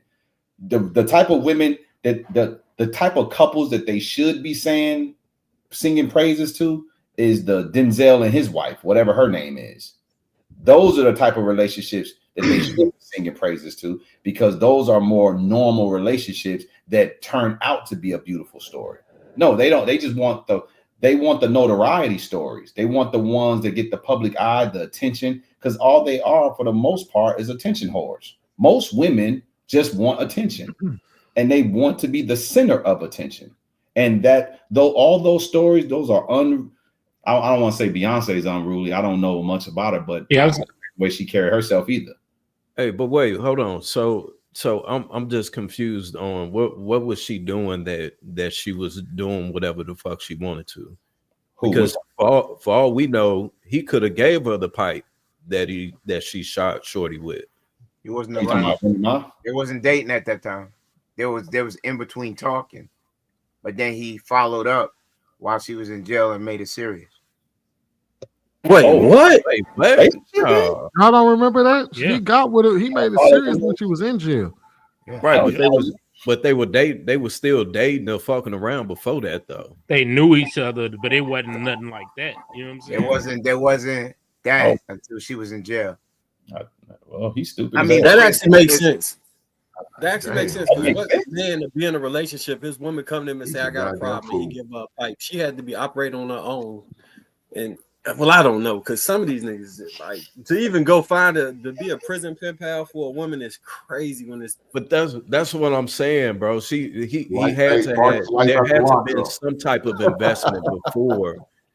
There had to been some type of investment before. How come he can't just be the exception to the rule? Oh, I'm trying to give him the benefit of the doubt. I'm gonna be honest with you. I'm trying to give him the benefit of the doubt. I kind of agree with Viz. That shit sounds very unlikely for somebody like Papoose. Yeah, No, like that's a very unlikely situation. I'm saying I would say because we know him as a rapper, right? I'm not a big him as a rapper. Yes, I'm not a big. He was a relatively famous rapper at the time. He was just lyrically. He didn't put out no albums that was selling. Right, that's what I'm saying. He wasn't that type of dude. Both Remy Ma and Clarissa, they both have bigger careers publicly, you know what I'm saying, than him, undoubtedly, right? So to me, it doesn't make sense for Papoose to be as plugged as we would assume outside of New York, in New York, right? I'm assuming Pap is plugged in New York for a long time. So for him to choose a woman randomly as hell just because they come into interactions with each other here and there, and then she gets locked up and now he falls in love, like that don't make sense. A lot of stuff don't make sense though, Viz. Like I'm gonna tell you that don't make sense. Nick Cannon and Mariah Carey don't make sense. That relationship never made sense. That do make sense. How that make sense? I think it makes sense because she wanted a boy toy. He done stuck his foot in some She horse got- shit. Think about She got a new one. She got a new boy toy now. Hey, that's what I'm saying. It's Mariah Carey, bro. She got a bag. She can buy whatever she wants. We are men. Think about this. Think about how popular. Think about how popular and successful Nick Cannon was before he got with Mariah. That's why she Nick bad. Cannon was bigger after Mariah than he was before her. And he definitely got bigger after Mariah. No, he got more. He was more popular after. He didn't do bigger things. Yes, he did. Yeah, he did, bro. Yeah. What did he do? Yeah. What did he do after he Wilding out. Wilding out. Dancing with the Stars. What was the thing that he That's, did? that's his biggest bags. What's that other show? American Got Talent. He's on that American Got Talent. Hold on. I guess I'm saying it differently, right? I'm talking about him being a man and leveraging his fame to get women. Because hold on, listen, bro. You got to think about how young he was when he was a rapper and he became doing drumline. He can have any black woman of his choosing. Why would you Who would choose Mariah? It's Mariah Carey, bro. It's Mariah Carey. She was old as hell when they got together. No, they weren't. Hell no. What? Oh, she wasn't. Not when he got with him, she wasn't. Hey, How he old gave her y'all think she twins, was? bro. It don't matter. He gave her twins. She was older don't than matter how him, Mariah but that's not the point. Listen, hold on. Look, the whole point was she Oh, was wanted he a in boy. jail in the 90s or something? What the fuck is he talking about? like, bro, look. Yeah, look, no, Nick bro, Cannon- you tweaking. Nick That's Cannon's Mariah profile. Carey, man. Come on now, Nick Cannon. If you could get any chick in the world that you want, right? You grow up watching Mariah Carey, listening to Mariah Carey. She was 39, bro. That's Mariah Carey. It's Mariah bro. Carey, bro. Tripping. So y'all telling me y'all prioritize women that's damn near Bro, 40? if you can bag Mariah Carey, you Hey, take Mariah Carey, bro. It's know about Mariah Drea? Carey. Y'all talking like You know about Drea? talking like he one of us. So you telling me if you had an Say it. opportunity to bag, hold on, wait. You telling me you had an opportunity to bag Megan Good right now, you wouldn't take her? Hell no. Nah, that's not his style. Yeah, Like, no, that's different, bro. You No, gotta be good as Nick. Nick was in his 20s, right? Nick was in his 27. Bro, He was 20. Mariah Carey. So he done Mariah went Carey is through- a he done ran 500 through all the women millionaire. that he want to run through. Out at 27. At Come on. 39, Mariah Carey was Maybe at fine. 34, you could That's say before- 35. Not at Okay, 27. Bro, Nick Cannon has been on television for years, bro. Since he was like 10 years old. You know what I'm saying? Like, Right. So what I'm saying to y'all, and he's funny. You know what I'm saying? You already know funny niggas, they got the You know- extra plug on that. you know they say he had Kim K before anybody. I think y'all think niggas is really prioritizing getting married when they celebrities. Well, look, he that's always not what I'm saying. said he always had a thing for Mariah Carey, even when he was young. Because he had that Kanye syndrome. He was stuck on a woman and he was stupid trying to be with a woman that he should have never been with. It was stupid as hell. Y'all all know it was dumb for him to get with Mariah Carey. Hold on. Guess what? It helped him. Hold on. It helped his career. It got him in rooms where he probably wouldn't have got in. His career? And he had 2 seeds from Yes. her. Like, what are we talking Bro, about? What He did had he 2 do seeds besides from drumline before Mariah Carey post 2000? Really? What did he do besides drumline? Wait, Will, are you? I'm a Are you talking about? gigolo. Will. Hold on, y'all. I think and White trying to say something. Go ahead. Will, let me ask you. You saying that you removing what happened with his career? You removing anything that mattered outside of that relationship, or are you saying in general that was done? I'm saying in general is dumb because we as men and 27 years old, we're not prioritizing a woman who's about to be 40. If it's Mariah Carey, yes, I would have. And that's a problem. Because as a man, like Mariah Carey. Let me ask y'all, okay, cool. Y'all keep my daddy will whoop my ass if he found out I didn't get at Mariah Carey. Like, you goddamn fool. Mariah. I can understand we were talking about some boogaloo down the street. It's $500 million Mariah Carey. Okay, so Mariah Carey, fine ass, who's still fine at 55. Bro, you are tripping. Is it the money? No, she fine. She had the whole package. She's fine. It would be the money. Mariah Carey had a record job making $150,000 a year. That will still be a bonus, bro. I'm gonna put it like this: when they divorced, he came out with the alimony check. Y'all take away the money. I don't think Hold on. Y'all tripping, bro. Yeah, but here's my thing. Look at it this way, right? All right, let's say you're a successful dude in Hollywood, probably worth 20 million, right? And you finally find a woman woman that actually like you, and she got all her own money. Where you talking that she's Right, a that's- legend? Well, that that's you what we looked up saying. to That's since the she money. was- That's like it's the money and the fame. Like you guys, just like well, not only the money, but the thing is, she not after you for your money. So you know what I'm women saying? should You be know, after you ain't you got for to your worry money. about that. No, women should be after you for your money. What are you talking? What? But if you find, Women- but if you find one that ain't, then how's that a bad thing? Should be after you for your money. And Not that just is your a money. problem. No, listen to me, sir. Not just your money, but your money is a variable. It's a factor. If you don't have no money, we will tell women to not consider you. So why shouldn't she be with you for your money? Who would tell women to not consider you? That's You missing. would tell- That's moving the you would tell goalpost. women to not That's not kiss what I women said. that don't have young, money. And most You young dudes would. ain't got no money. You say you and they talk about getting married out of college. So most guys out of college don't have no money. So No, but but that's different because that's a young guy and a girl getting together, growing together. We will not look at. So y'all tell me this. Hold on. This is Nick Cannon's career. That nigga did Drumline in 2002. Love Don't Cost a Thing in 2003. And then he did The Underclassmen, which we all pretty much consider a flop, in 2005. Between 2005 and when he got married to Mariah Carey in like 08, 09, or got with her, he got did with her a in bunch of 2005. janky ass roles. Was it 2005? He got with her in 2005. He got with her in 2005. He did a bunch of janky roles. Oh shit. He had Wildin' Out in 2005. What? He had Wildin' Bro, Out Wildin' is that Out old? was- A little Bro, early. he already had Wildin' Out. Let me tell you how I know for a fact. He had Wildin' Out in 2005. Exactly. So listen, bro, like, what are y'all talking about?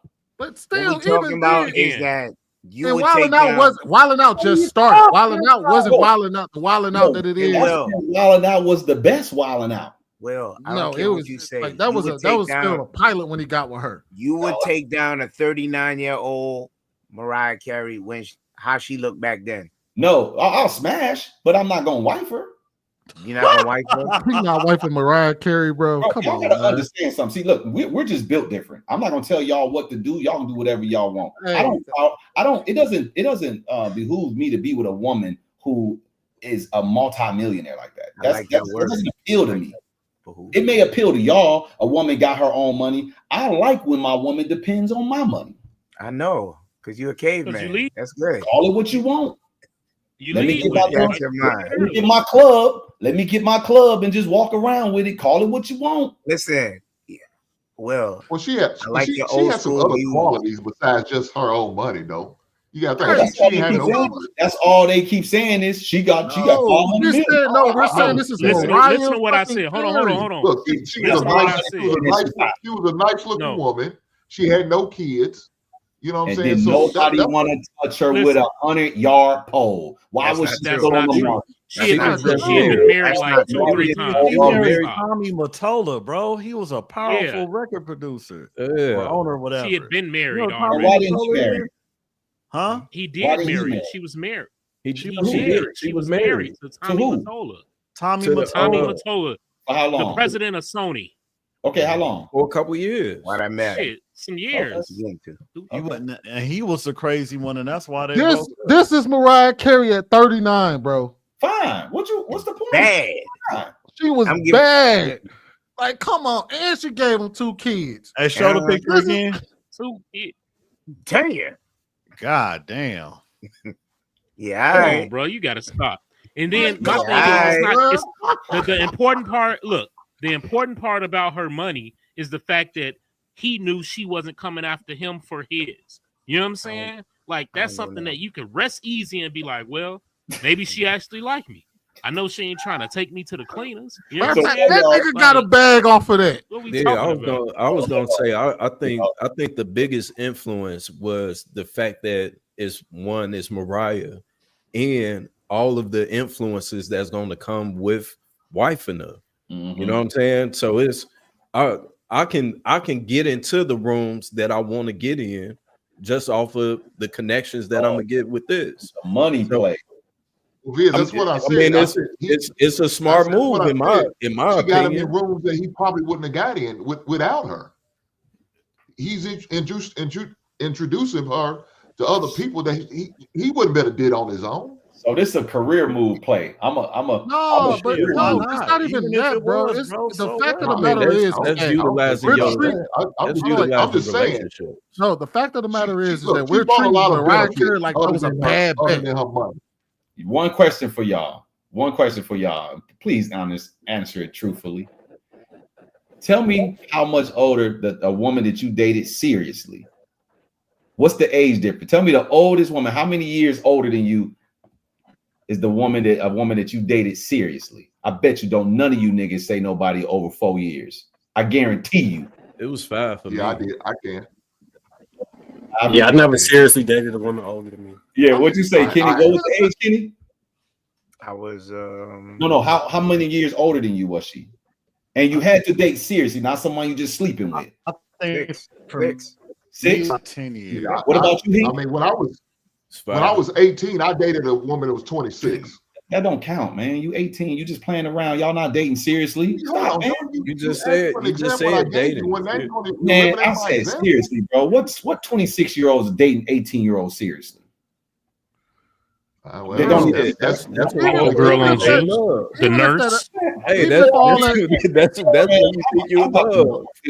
He said the girl on juice. I'm about to. All right, by round of hands. Hold on, wait. By round of hands at face value, is Mariah Carey a bad bet? Yeah, we all know that. You said a bad bet. Is she a bad bet at the time? What you mean? At the time? Like, No. Marrying Mariah Carey was a bad bet at the time. Yes. I don't think so. I think it never helped him to advance his career, if anything. Like, I don't see anything wrong with her. That's a win-win. I could do a Ken-do off of that. How he did Mary J. Blige. I could lay up for the stay up if I was that type of dude. After you knock her up. I'm saying, Will, let's keep it a buck here, right? So Nick Cannon grew up in front of everybody. He was on Nickelodeon. He was on Nickelodeon too, right? Mm-hmm. Yep. He came up in Nickelodeon. He been in Hollywood at least damn near 2 decades. By the time he met Mariah, he had been in there probably about 10, 12 years, maybe. 10, 12 years. So mind you, in those 10, 12 years, I'm quite sure Nick ran through some shit in Hollywood. Right? Yeah, I'm pretty sure he did. So at that point, hey, if I feel like I done conquered everything and Mariah Carey is in front of me like, hey, you want this?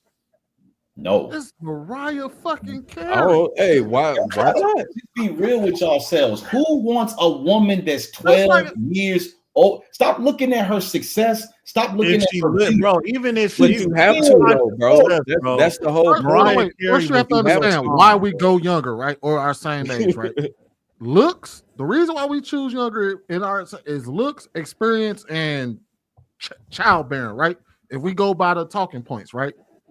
She was arguably one of the baddest chicks on the planet at the time, even at 39.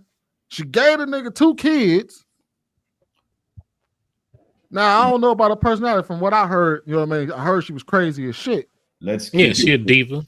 Let's keep it real. When we are in our 20s, we usually want a woman within 2 years of our age. Bro, you ain't never met a $350 million woman that wanted you. Right, like this is Mariah, $500 million Mariah Carey that's on the docket, not fucking 39-year-old school teacher down the block that's substitute. And he wasn't happy with her at all. He wasn't happy with her at all. Who said that? He said it. No, he did say that. Go to transition, y'all. Let's go ahead and transition. I think about it. I actually had an older woman who had just recently got divorced. Her husband, it was multi-millionaire. When I was like 25, she tried to give me the sugar baby proposal, and I didn't take it. And I think it was because I didn't want to be treated like, you know what I'm saying? Like under her thumb. Then like the little homie. Yeah, like I felt like she was gonna try a little homie because the way she came at me was She was in a Bentley, and we was downtown walking across, you know, by the water, like in the middle of the city, by the what hotel is that? Not Hollywood. You know what I'm talking about, where you it overlooked like the little lake where they dye green around St. Patrick's Day. Yeah, She about an her hour. homegirl was out in the Bentley talking. We walked by, she hollered. She shot her shot. We was talking for a minute because she had just got her body done, so she was on point. But she, you know, like, the face be looking a little older. She's probably like 41, 42. Yeah, but that's the reason, because of that shit. I wasn't trying to, you know what I'm saying? Tell him in white. Boy, you was supposed to ride that old ass out, boy. No, you wasn't. You supposed to get the hell away from her. Like, that's like I always been stubborn though. Hey, y'all, we got to transition. Let me just check with Trev. Trev, you wanted to say something real quick before we transition? No, go ahead and transition. All right, let's go ahead and get to this Kanye stuff, man. BZ, I seen somebody put it up already, but remember, for 33 months, says if Oprah was choosing, I'm going. And Advanced Perception filed out, says Nick Cannon dated Mariah Carey while she was pushing 40 and got kids out of the deal. And he got almost as many shows / gigs as Steve Harvey. Like, she was a whole come up. Like, elevated that nigga life. Niggas is trying to come up off women. All right, let's go ahead and get to this Yeezy at the Grammys, man. So Yeezy was the talk of the Grammys. And this is what, I ain't gonna play the video, of course, but this is his wife. She had on a fur coat, and she dropped the coat, and she looked like she was naked, even though she was wearing a dress. On February 2nd, the rapper 47, Kanye's 47, attended his first Grammys red carpet in 10 years alongside his wife, 30. The shocking moment quickly made headlines. Bianca, who arrived in a large fur coat, undressed on the spot and posed for the cameras in a completely sheer dress without a bra or underwear underneath. Bianca's outfit unveiling appeared to be part of the couple's plan to recreate the album cover of West's record Vulture 1, which displays a woman wearing a thong and thigh-high boots with her back to the camera. West and Bianca did not attend the show following their stunt. West choosing to get in his car and leave after walking the carpet, despite reports stating that they've been removed from the event. So I was seeing some things circulating out there about he was kicked out because of this stunt. But before I play this next clip, let's go ahead and get into it. One of the questions I was asked was, would you let your lady go out like that? I said, these people are entertainers. There's a little bit of difference.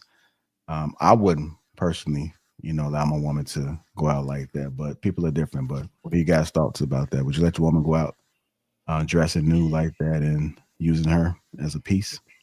Me personally, if you go out like that, you ain't my woman no more. But women are pretty much doing that anyway. I mean, y'all don't see the red carpets and how these women be dressing and how revealing they be. It's ridiculous. Now, obviously, Kanye pushed the envelope with that. That's as far as you can go. I mean, there's no further you can go unless you're just wearing dental floss. But I mean, dental floss would have been covering up more. Kind of. Yeah, because she have no nothing. You the way these women dress nowadays, bro, is like, what are we talking about? They're damn near nude anyway. Yeah, I thought it was fairly Kanye-ish. I expect that out of him. You know what I'm saying? He do whatever he wants, shock value, whatever. Like, Kanye seems to be one of those types that whatever come to his mind, he's gonna do and don't care about how anybody else got to, you know what I'm saying, think about it. So, I mean, it seemed like it's worked out pretty well for him. So, whatever. Yeah, Kanye can't get in trouble with nothing he do because we're not shocked by anything that he does. He's created that lane where Kanye like, can't go wrong. Y'all better be glad that's all he did. He don't respect that woman that he called his wife. Whoa, He ain't supposed to respect her. She's supposed to respect him. He's supposed to love her, man. He's no better than a pimp pushing his girl out there for the show. Kenny, he's supposed to love her, not respect her. You think she demanding respect from him? Okay. So what woman really has say with a powerful man who is calling the shots. Thank you. You get with a powerful man, you don't expect a powerful man to respect you. That's not why you get with a powerful man. Okay, so women don't bring their requirements to men of great wealth and ilk. Those are the men that dictate what they want and how they want it. I didn't work this hard to be answering to you. Okay, fair. Want to be in my world? This is how it is. Get with it or leave. Okay, so now I can't see you putting the wife title on something that you treat like trash. How did he treat her like trash? I'm confused. Where's the trash? Okay, so if I take the biblical route, you're not supposed to be doing that to your wife. Oh, okay, hold on, bro. Who said it was his idea? How you know it ain't her idea? Okay, he is too headstrong and egotistic for have anyone tell him an idea to push. Okay, so you telling me if he was still with Kim Kardashian, do you think Kim, if she wasn't on this whole legal thing now, do you think Kim would have done something like that? Why do you think she got away from him? Hold on. Do you think Kim would have pulled a stunt, something similar to what she did? No. Man, you out your damn. Well, I think so. When she was with him, she would have, because that's what he pushes. He pushes the envelope, and he makes them push the envelope. So, Lord, you ask me now. Hold on. I think she drunk the juice real quick. I think she drunk the juice, but she realized she didn't like how sweet it was, and she got away from that. Hold on. 4 kids later. Doesn't matter. 4 kids later, she realized.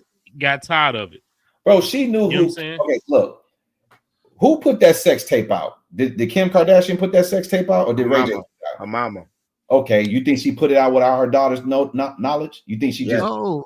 Wait. No, we know the story. She made them do it over because they didn't like the first one that came out. They all planned it together. Kim Kardashian. This is who Kim is. Now she may have this little front and stunt or trying to change her image now, but that's exactly who Kim was. That woman on that red carpet. That's Kim Kardashian. Okay, that's just not Kim Kardashian. Okay, so let's make an adjustment. But look, bro, but that's besides the point. You know what I'm saying? I think like Kenny was saying, she got tired of it. It kept, when you trying to at least, like, you see, she went a different route with her career, right?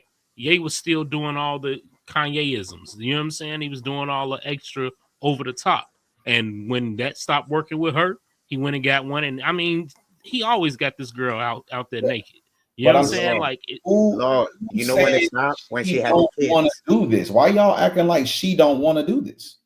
So it's a video of her before they was together where they show her doing lots of photo shoots like this and like some Stalking type of stuff. She do a lot of nude photo shoots. Yeah, so why y'all acting like this is him? She do it. I think Amber Rose would have did it. Yeah. Anybody who was with would have probably. Them the kind of women he like. No. I think that Kim left when she started fucking the bag up because he started talking about the wrong people. Yeah. That's when I think she left. She's definitely about her chicken, and I don't think she ever that's liked the only him. reason. I don't think she ever liked Kanye. When she start tending, you don't give 4 kids to a motherfucker you don't 4 like. kids. Well, no, so let me explain what I'm saying is I think that for her, proximity to celebrity equals celebrity, and kids from said celebrity will equal more fame and celebrity and make the show even more, make her prestige even higher. I think she had a history of finding famous black men, whether she liked them or not, having sex with them so she could publicly be seen with them to boost her social profile. And in doing so, she landed the biggest famous black man in Kanye. So she solidified that and rode that wave till she couldn't take it no more. And like, if you look at how she looked at him, that's the look of a woman who don't love you and don't respect you, but she doing what she got to do because maybe the paper is right or it's beneficial at that time. But I think the writing was on the wall. When women like Kim like being loved, they don't the way she used to look at him was like, this nigga's crazy. I'm disgusted. I seen an interview earlier, and if my wife looked at me like that, we'd have major problems. Like hell no. She looked at him in a way that was disrespectful without saying nothing. All that was and let's be clear. I think she only had North. The rest was surrogates. So that's a couple dollars. It ain't like, you know what I'm saying? You were saying she had 4 kids. Nah, You know what I'm saying? Okay. For them, it's a couple dollars. You feel me? Okay, the perception of a parent with the kids, I would like to think that with the wild stuff that he was doing, also pushed away, because let's not act like he isn't psychotic. You'll buy a house across the street from him. That ain't psychotic. I mean, if you got it though, I wouldn't call that psychotic. Okay, so Will, you want to go down this road of all the psychotic things he's done since his mother died? I mean, I'm saying, but I don't think that's a good psychotic. example. It's not a good example. We don't have to get. We know he's psychotic. I don't care how mentally deranged he may be. I'm trying to tell you, don't make it seem like it's his idea for everything that woman that he's married to does. Never said that. Never No, went down that road. You said he's pimping her out. He ain't pimping her out. Okay, she was groomed by her mother. He took the reins, knowing that as for what he had right there, the dude is already unstable mentally and think he's art, the art god pushing risque things, and then you got to follow my suit. That eventually gets old to certain people. Other ones are pimp it as long as they can get, as Trev would say, the scratch from it. But that becomes old quick when you're like in your 40s and he still got you parading out there like you're a minstrel show. Bro, it's niggas on the West Coast still gang banging and they 48. Some things don't get old to some people. Some people ride waves until they die. So then it could be. And some do. Wait, and some do. And maybe that woman is that woman and it has nothing to do with him. He just say, hey, because she's this way, she's perfect for me. So but we say touche. Like he's not doing this stuff. Touche. You got thrown out for it. Good luck. But who cares? I would say this. I would say this. There's definitely some shit that she's doing that you could tell that's definitely Kanye West's idea. Yes, probably. But it's not like she was this square bookworm nerd, and then he got her to go from the extreme right to the extreme left. This woman has this in her. She's way too comfortable in front of all these people and all these cameras for him to have groomed her like that. Okay, did you watch it to see if she was really comfortable? I'm not stupid. People don't typically. So you didn't watch it like I did. What, the Grammys? When she did the no. When she did what she did, you didn't watch it. Yeah, I saw the reveal. She turned her back, took her jacket down, showed her butt, turned around, showed her front, titties exposed, turned back around. They walked down, and then she did it again without the jacket. Bro, she's 30 years old. She ain't been knowing Kanye. It's not like Kanye met her when she was 16 and he started grooming her like Marcus Houston. God damn, dude. You went there. I don't know Houston either. I don't know the details, but that's what it looks like, right? Everybody's assuming that this dude crossed the line. Kanye met this woman a couple of years ago, about 2 years ago. Okay, so does he have a resume of crossing the line and doing weird shit? So Kanye's weird, but he's weird to us. He ain't weird to him. To him, this is normal. He lives in his world. That's his world. His world is normal to him. So you're trying to rationalize his behavior on common things. Rationalizing I'm trying to help you.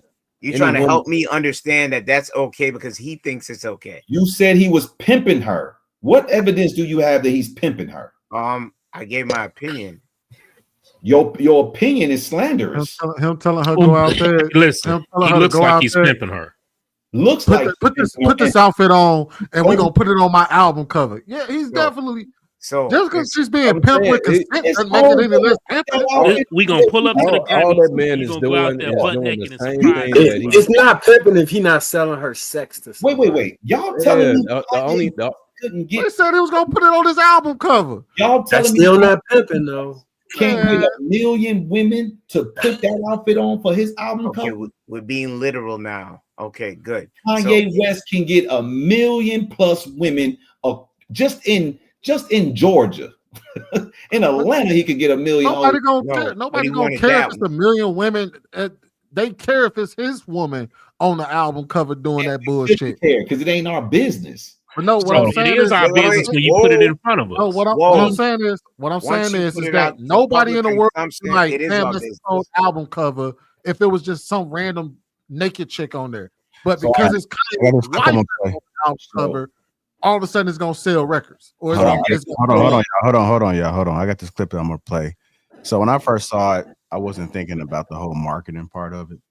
And so apparently it seems, based off the things I've been seeing, that this is all strategic. It was strategic. It was an old cover. Hold on. Yeah, it was strategically done. I'm gonna play a clip of somebody pointing this out. I didn't want you to get too far ahead, Law, but and you can talk about it now. So I'll play this clip. Kanye had his girl butt naked on the carpet, and he's an absolute genius for it. Now, everything has a double meaning behind it, right? You saw her butt naked, but I saw something totally different. Now, first of all, I would have never put my girl butt naked on the carpet, but he did it. But let me show you what he did and show you the entire place. So let me go ahead and show you this. So when you look at his page, it's only one post on this page. So let's go look at the post. He posted something. Let's look at it. It is a video, but the video that you see is not any ordinary video. It's an actual video that's selling what? Right at the end, Yeezy. Okay, now he's actually following one person too. I wonder who that is. Let's go see the very person he's following. It is his wife. So now if you go to his wife page and you click on it, now she has stories. So let's go ahead and let's see what she's doing in her stories. Go ahead, let's click this. And guess what she's selling? Yeezy. It's all a double meaning, but it's called great marketing, ladies and gents. So your goofy ass is supposed to go do something like sense. National Treasure with the clues, and you turn stuff, and you play with this doohickey, and you be like, "Oh, there we go." This is actually common sense. I don't understand how this would even be considered pimping. Right. This is his wife. To latch on to what I said. Come in dressed like I wasn't even paying attention to what the fuck you said. So the at the end of the day, it's this man's wife. I don't understand how it's pimping. All that he's doing is doing the very thing that he's been doing for decades. I'm gonna ask every man up here: would you put your wife in that position, or would you hire somebody that could represent your brand rather than your wife? I wouldn't do that, but it would have never made the same statement. I would have never made the same statement. And Trev, that's why the man is a billionaire, because he's not a billionaire anymore. He did something weird. He's back at his billion. No, he's not. Yeah, he is. He's at 2.77 billion. Yeah, that was some bullshit company that said that shit. He is not a billionaire. But regardless if he's not a billionaire now, he touched $1 billion. So at the end of the day, $1 billion. What you mean he didn't touch $1 billion? We'll talk about that after. That nigga didn't touch $1 billion, but we'll talk about that. So Viz, if you have $1 Mm. billion in your account, you're a billionaire, even if you never spent it and they took it away. Hell yeah, shit. I'm a billionaire then. Hey, if I open my bank account and that mug say $1 billion in there, I'm a billionaire. That nigga ain't smelled $1 billion. He ain't touched $1 billion. He ain't sniffed $1 billion. He ain't even have a close proximity to $1 billion. That nigga was never a billionaire. He was a Rocky Booster billionaire. Okay, you do realize that we'll talk about that later. Let's stay on topic. That sounds like some hate. I'll explain to you afterwards. I'll explain to you after the show. Billionaire status is speculative, right? Nobody tangibly has liquid $1 billion in their hand or in their bank account. That's not true. That's a valuation. The valuation is what makes them a billionaire. That's not true. But I get your point. You can lose your billionaire status overnight. You was never a billionaire. It's a valuation. If you had the money, you couldn't lose it because you did something grotesque. What was his billionaire status based on? So let's if I do something wrong, this dollar don't just disappear. Okay, so hold on. I could just pull out Warren Buffett. He could pull $1 million liquid off of Berkshire. Yeah, but we're not talking. We're talking about the people whose billionaire status come from a valuation. People like Rihanna. Rihanna doesn't have a liquid $1 billion. No, her worth. Yeah, I get you. Valuation. I get you with her, but don't say anybody can't do it. You know what I'm talking about all these. I got you. The Kim Kardashian, she ain't black, but Kim Kardashian, Rihanna, these people are billionaires off of a valuation. If they do something that pisses off the public, their valuation drops. That's how they lose their billionaire status. All right. So back to the part of it, right? Kanye essentially exploited Kim, right, for years. He openly talked about his wife having a sex tape. He had her in a video on the back of a bike, you know what I'm saying, with no top on. This is nothing that's new, right? So for him to go and do this, clearly he did it on purpose with an intention, because he understands all throughout his career, ever since he got on stage with Taylor Swift, he understood the power and dynamics of, if I do this, I'm going to get this reaction out of it. He got on stage. It makes sense, because Kanye only been following one person or no person on Instagram for years.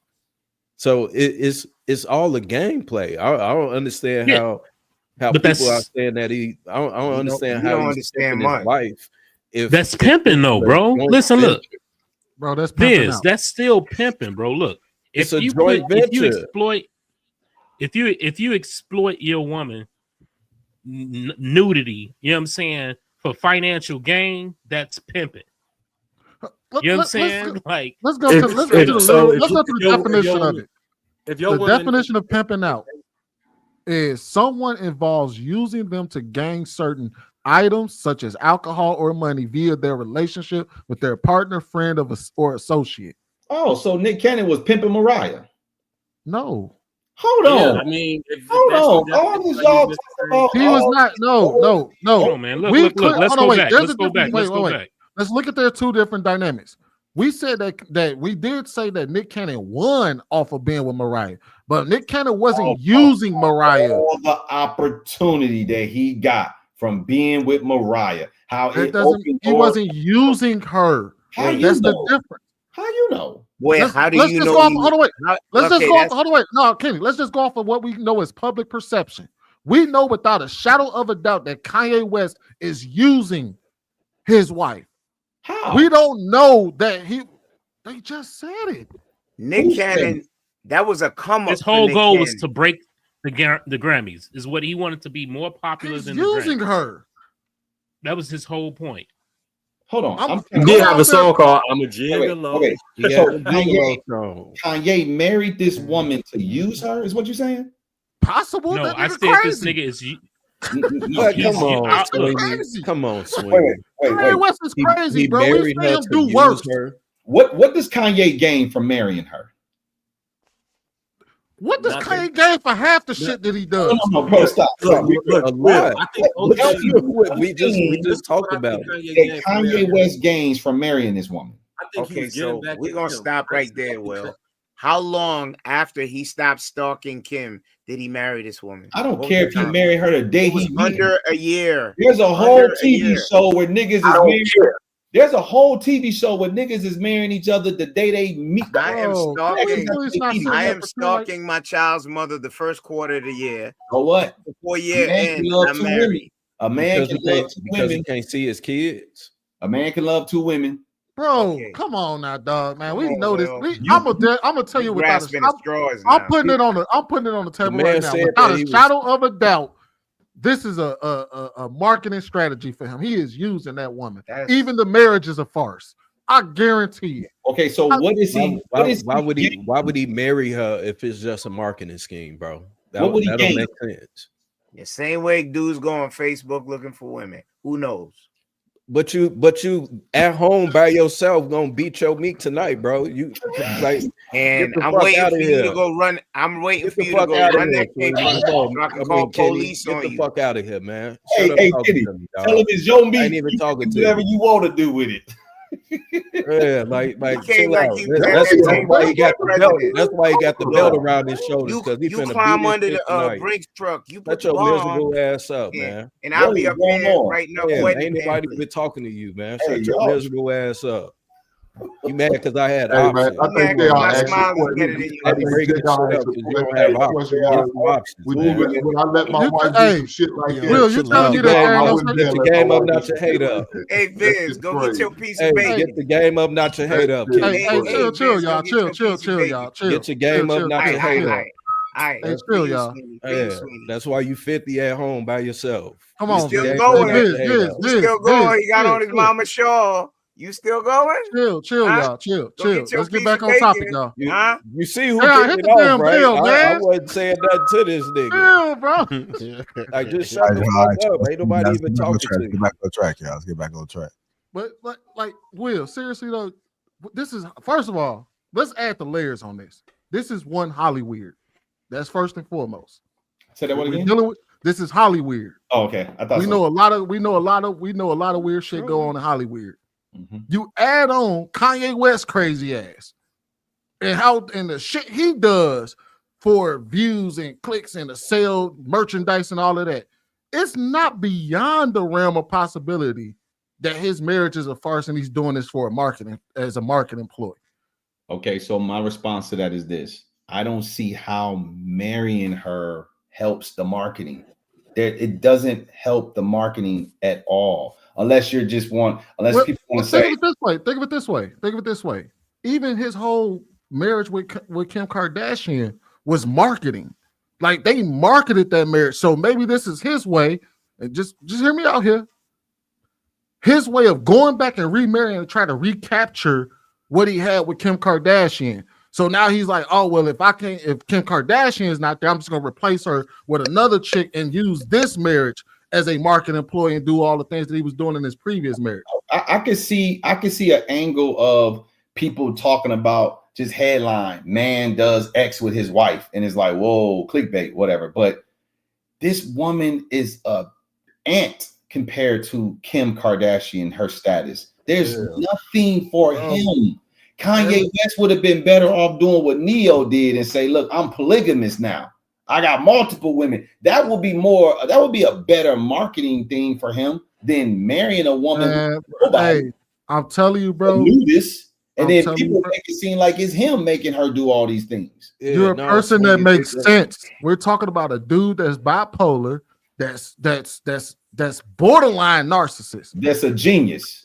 No, hey, borderline Sweeney, let's be real here. Kanye understands the impact of the character that he has created in society. He's fully aware of what it is that he's doing. So we could say, right, he used the marriage with Kim for his advancement, right?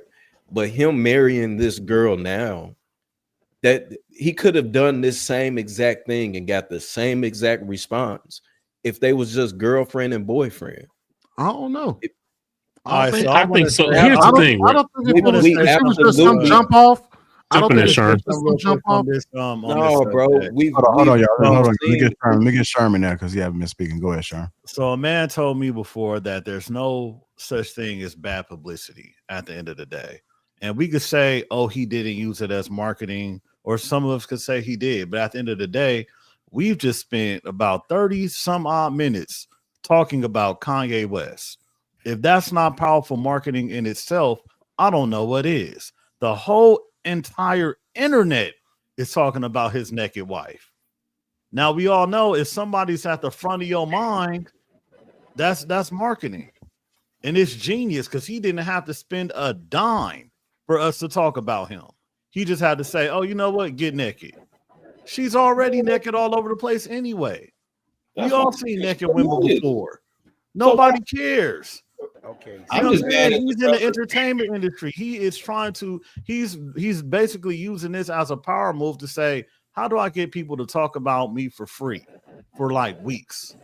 I just don't like that they calling him. And then I'm gonna say, okay, boom, here's a product.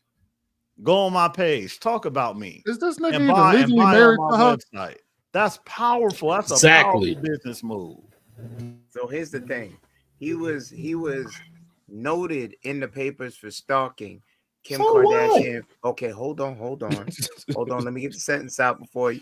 Most niggas stalk their ex-wife. Okay, Will, before you drop kick me, could I get the statement out?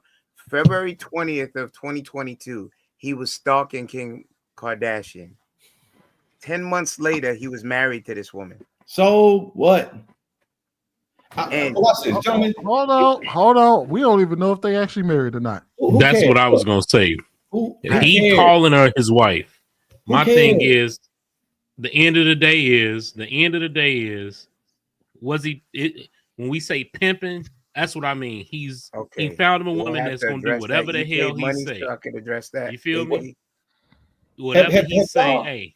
Have y'all ever followed up with one of y'all exes that y'all was trying to give back a little more than she wanted y'all to? Repeat that again.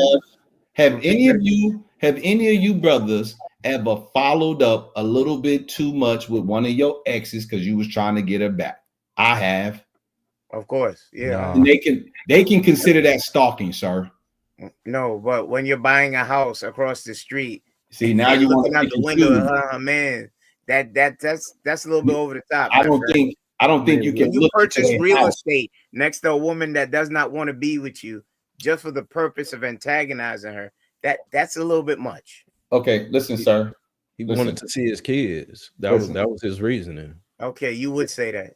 Okay, yeah, but that's what he said out his mouth. All we can do is take it as face value. So that's what I would assume. That's what good men do when they want to see their buy kids. houses right next.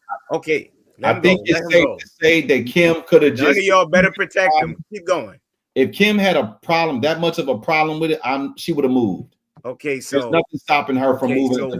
So Will, are you trying to substantiate with the Jerry's kid right here that you're gonna buy a house next to a woman that does not want to be with you so you can antagonize her?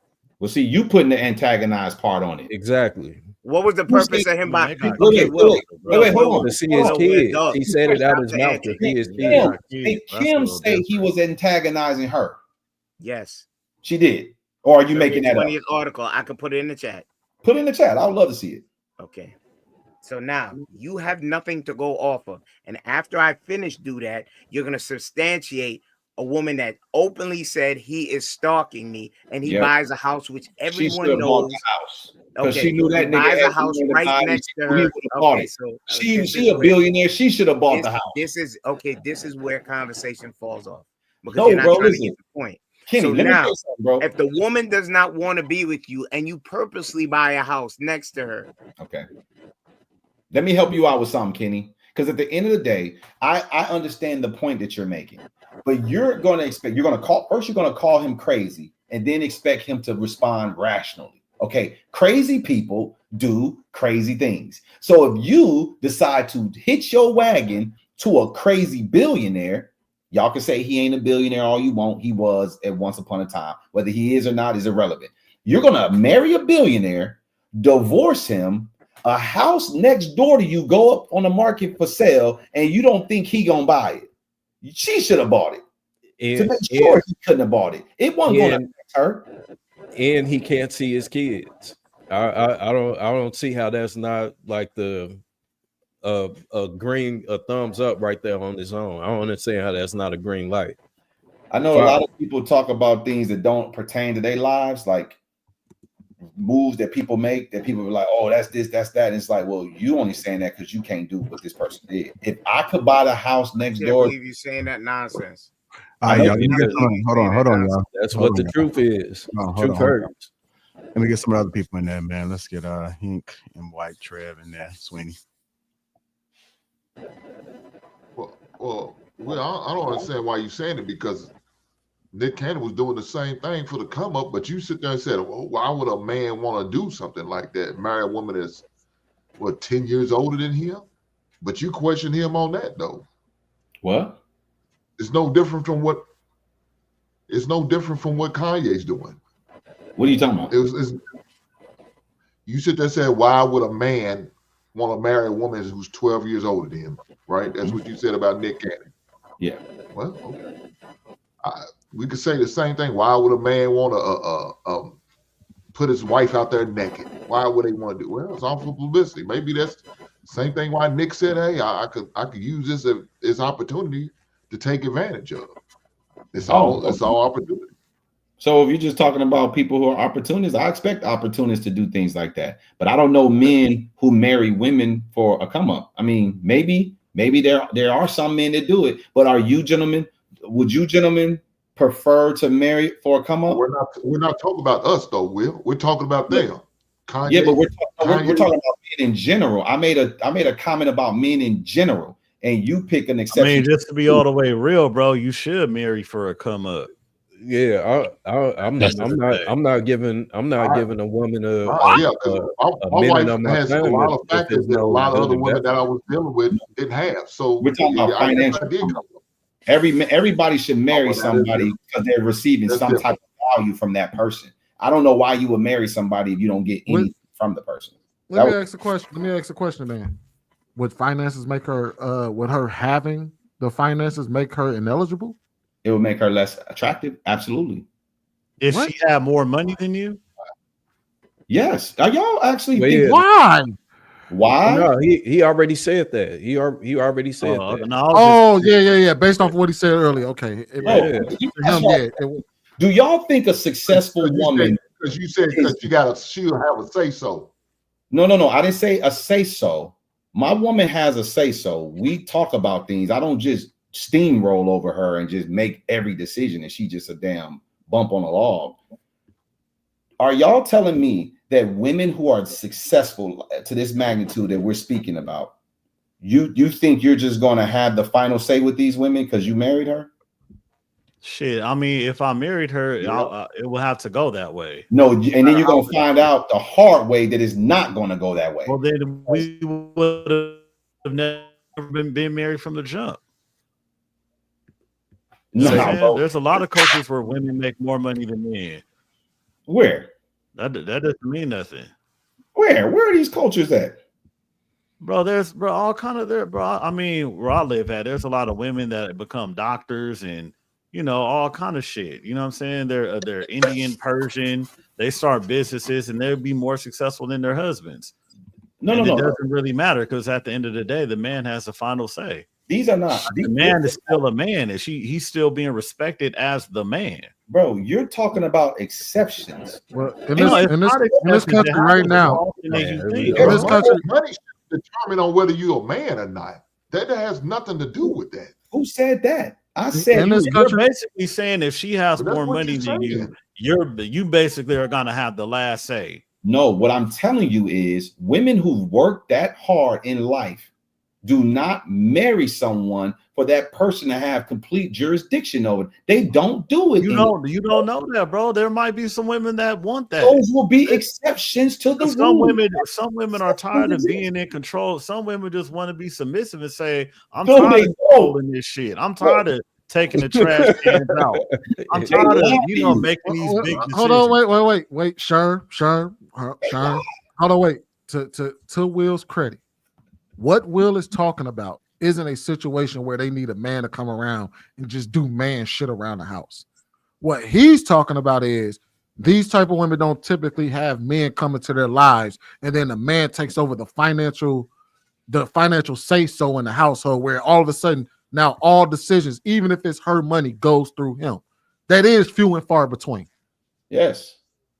And it's not now you're talking about a woman that wants to come home and lay down for her man and rub on his back and all that shit, but he still do the man shit around the house, like clean the gutters and take out the trash.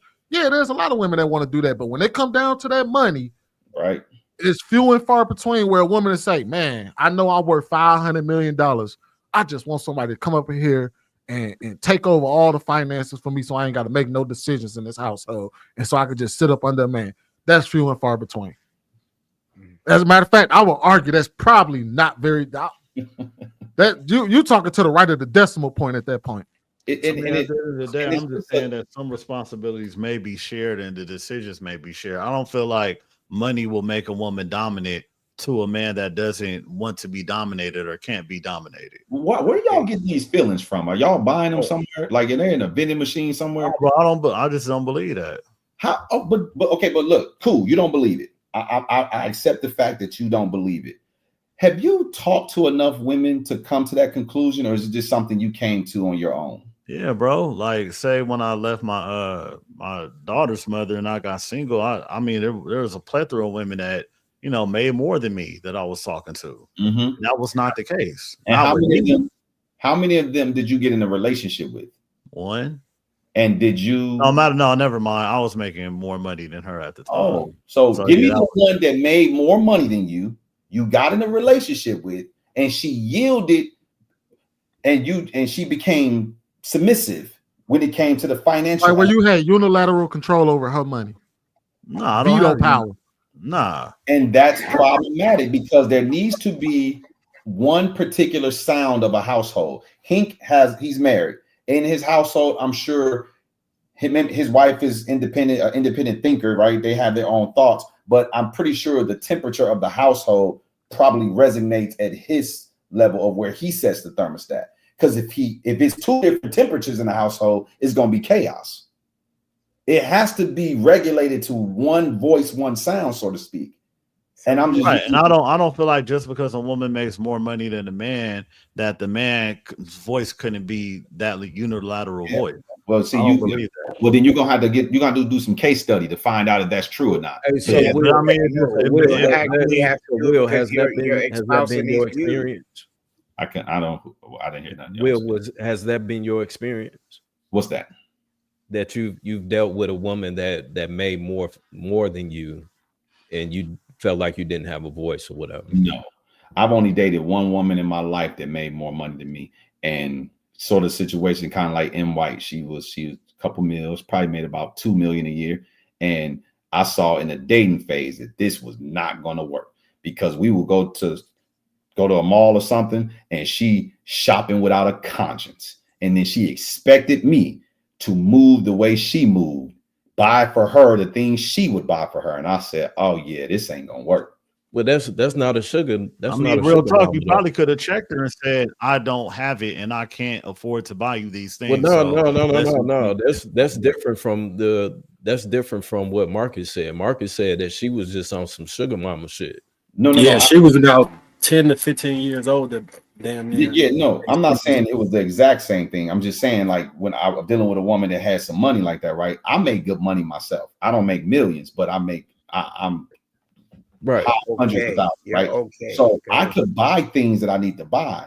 But when you start dating women that got money, you see they move and shop without a conscience, and they will expect you to do things for them that they do for themselves. And if you don't meet that expectation, it's going to be some conflict in there. Now, you may not see it initially. So in other words, you didn't have unilateral control over her money. Hell no, I had no control over her money. I already knew that from the jump. I wasn't even about to broach the subject. But I'm saying though, bro, if you're generalizing, saying that all women that make more than men are going to behave in that manner. I said there's exceptions to the rule. In general, we have to generalize because in general, women who make money don't tend to want to take the back seat to anyone in their finances. They didn't work that hard. Women who make less money got that same mindset, though, Will. Well, yeah, so women who make less money got that same mindset. So, but these will be exceptions, gentlemen. Y'all not wait. Even if, I know by the way, Hink is absolutely right. There are women with that mindset who make less money than you do, right? The difference is that you still have unilateral control over your money if you're the breadwinner. Right. To Will's point, it is probably to the right of the decimal point to find a woman who earns her keep and makes a lot of money and is willing to give up unilateral control of her money to a man. I can't say we can make an argument and say that we've seen that before. I haven't. Wait, say that one more time, 20. Basically, a woman who, let's say she makes $100 million. She's don't go that high, bro. All right, let's say she makes $250,000 a year, and she says, "I'm gonna get married to this man, and here's full control of my money. You're the man. You make all the decisions regarding my money. I'm gonna take a back seat to my money. This is all yours." I mean, I think that's a little extreme. That's a reach, bro. But that's what we're speaking to. Wait. Celine Dion, before her husband died, he had control of the money. You had Mary J. Blige with Kendu, but Kendu did her dirty. He was in control of the money. Let me see who else you could. I don't. I'm not saying that a man doesn't have say so over a woman. I'm talking about unilateral veto power control over a woman's money, like you would have veto power control over your own money. I gave you 2 examples. Okay, so they had unilateral. If Mary J. Blige wanted to go left and he wanted to go right, let it ride, Sweeney. Look, watch this. Maybe so, Kenny, but wouldn't that be an exception? Because that's not something you. I was gonna keep going. If I named the 1 or 2, no, actually it is. Actually, I agree. Let's go to the women who make $50,000 a year. Right? Are they giving up control of their money? No. You can't say that. So y'all gentlemen telling me y'all know women who allow their men to spearhead and make all the financial decisions. Okay, you just said women that make $50,000 a year. Somebody in the chat said that Celine Dion's husband was also her manager, so I think that's probably a little. I was gonna tell him that, but it didn't matter. Same thing we can do. And Mary J. Blige. Tell me anything about Celine Dion? I know the whole role. That was her man. They're exceptions. Do you know someone personally that's doing that? So wait. I know the rundown. So don't try to like slow walk me on that. That's why I picked that. You understand? He controlled everything personally. He control production. He control everything. What songs to sing, what to pick. I did Tina that way. Who cares? She was the money maker. Okay, listen. I did Tina that way. Who cares? Do you know someone in your personal life? Oh, now you're changing the dynamic of the question. Anything I said, those are Will, you can't do this to me. Why am I? No, let's keep it public. Let's keep it public. Even if that is the case, they still to the right of the decimal point. Dynamic, and now you're trying to say, do I personally? I'm not changing anything. I said there's exceptions to the rule for everything. You said, can I give examples? Did you hear me say there was exceptions to every rule? In general, women do not become successful to turn their money over to someone else, whether it's their husband or not. Okay, so where are your stats to prove this? Why is this? Oh, you're just speaking. Women in the chat. Is there anybody in the chat room? You're speaking hyperbolically. Ask the women in the chat room, or if they ladies in the chat room. I'm not doing that. You got to be able to present what you said. Let's not asking anybody. I mean, we can look at the life in front of us, right? We can do this publicly or privately. Publicly, even if we do use Celine Dion and Mary J. Blige, right? Mm-hmm. There's still exceptions to the rule, and I will still argue. I said yes. No. Yes. I will still argue that type of woman is to the right of the decimal point, which means that we're talking about less than a percentage of a percent of women would be willing to give up unilateral control of their money. And they worked hard for this money to a man that they married, husband, boyfriend, manager. That's to the right of the decimal point. Now, even in our real life, we don't know very many women that would just go and earn all this money and then just give up all control of the money to somebody else and like give them the same level of veto power you would have if it was your money. Every woman I seriously dated would do that. Have they done it? I'm doing it now. Hold on. M. White, you telling me girls you dated have given you control over their money? Absolutely. Give me an example of how they giving you control of their money. Like, so, for example, like in college or whatever, her parents had paid for school, did all that shit, bought her a Benz. She went and got a job because I was hooping and couldn't work at the time, and started giving me the check from the job. Oh no, she was just taking care of you. Okay, well, she didn't give you money. Control of her money would mean you have access to her bank account. She has to ask you before she buy herself something. She don't just go to lunch with her friends without running it by you. I wouldn't have been on because that would mean you have control of the money. She can't spend money without running it by you. That's what I mean by unilateral control. Yeah. See, women don't do that. People don't do that. So in like I wouldn't what you said. My wife had to ask me to spend the money that's in the account, like for small purchases like lunch or something like that. You know what I'm saying? And if I'm gonna go buy a Benz or a new truck or some shit, let me give you an example. My woman doesn't work. My woman don't work. I pay for everything. Mine don't either. She has a bank account. She's on payroll. She gets a paycheck from me every month. All right. She has enough money to do things that she needs to do, take care of things around the house. She has credit cards that I pay the bill and she'll buy food, go to the grocery store. She don't ask me about these things. She just do what she needs to do, taking care of the family, buying us new clothes or whatever the case may be.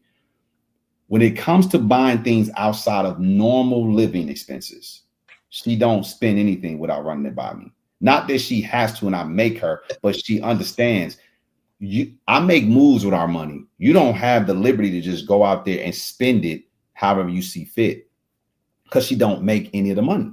Okay, she respects me and she plays the role of, hey, I'm a support. You make the money. I'm going to take care of the household stuff. If there's something else I want outside the household, I'm like, hey, do we have it in the budget for this? And then we'll talk about it. We'll do it or we won't do it. Can you imagine you having to do? Go ahead, bro.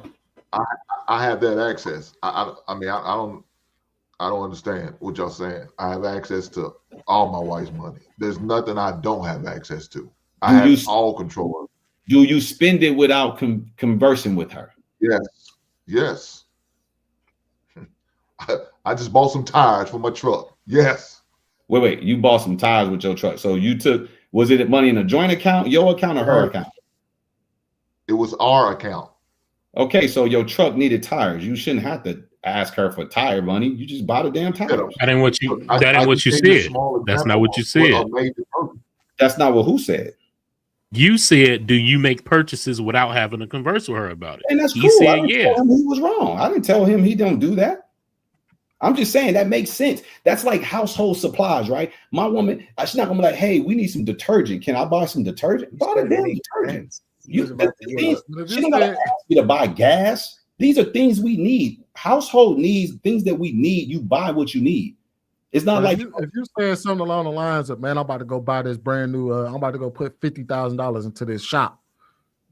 You know what I mean? Like, say you want, and I'm gonna use your money to do it. Right. No. See, Sweeney, that would be asking or telling, right? Just do it.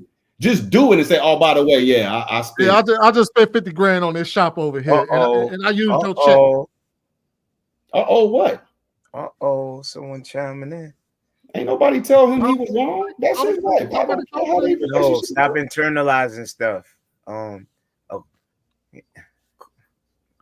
but what Will is saying though, bro, is we're talking about a person that could just spend somebody's money indiscriminately, and that person can't spend their money indiscriminately without running it by you. But you got unilateral control over their money to where you tell them what to do with their money, how to move with their money, and they can't tell you shit about it. Like they your Why are we talking about that when nobody really does that at all? That's what we were saying. That's all we were saying. Why is that even a point? Nobody even does that. Will, I forgot. I don't even know how we got here, but that was what Will was just trying to say. Was like there is no person on this planet that would do that. You say that. So you're gonna make me ask this question. Will, do you do that? Do I do what? Overlord, grand supreme overlord, I told you I'm the superior being in my household. You know why? You know why you could do it? Because she's not working. And you do damn right. She had a job and I told her to quit her job. Don't worry about it. I got it. I'll take care of everything. My woman has the freedom to do what she needs to do. She don't. How long did she have her job? How long did she have her job? Years. My woman is okay. When she had her job, you needed her to relinquish that thing so you could take full control, yes? No, I didn't need her to do anything. So why'd you make her quit? Because why does she want to work 70 plus hours a week in the film industry when she could just be at home chilling with our babies? Maybe that might have been her passion. I don't give a damn. So you give a damn, but okay. No, because I don't want my kids all being right, mister. Somebody else. I got you. I know. Yes. I run my household the way I run my household. With an iron fist. I got you. Respect. There's no iron fist, bro. Mm-hmm. I just told you my woman has this. Listen, bro, understand something. My woman lives a very, very comfortable life. She drives a very nice vehicle. We live in a really nice apartment. Yo, my God, I know you get it. Remember? No, listen, I'm not bragging or stunning. I'm just saying we live in a nice apartment. She drives a nice car. She does what she wants. She with our kids. She can hang out with her friends and go to lunch. She can go home and visit her family whenever she wants. We can stay home for as long as she. There's a but there though. There's like when there's a dark side there. Is there a dark side there that You tell me what the dark side is. I'm asking. No, I'm telling you there ain't none. It's all upside. You know, she can go chill, but you know. Hold on, wait. I'm about to throw Will a kicker real quick. I'm about to throw you a curveball. Okay. Are you saying if she was to go out there and get a job, that you wouldn't have unilateral control over her money like you do now? I tell my woman like this: my money is for our family. Her money is my money to manage. So Now, you saying that? So what you're saying is that your wife is also the exception. She would have to be the exception to be with me, because if she want to go out there and get a job, she want to take her time away from me and our children to give it to somebody else. When she make that money, she better hand that money over so that I can determine what you just proved Kenny point, bro. No, I didn't. That's like pimping. Listen, listen to me. Listen to me. I mean, I kind listen of got to the me. same setup. I've worked this hard. I've worked this hard so my woman does not have to work. Now, if she wants to work, fine, go work.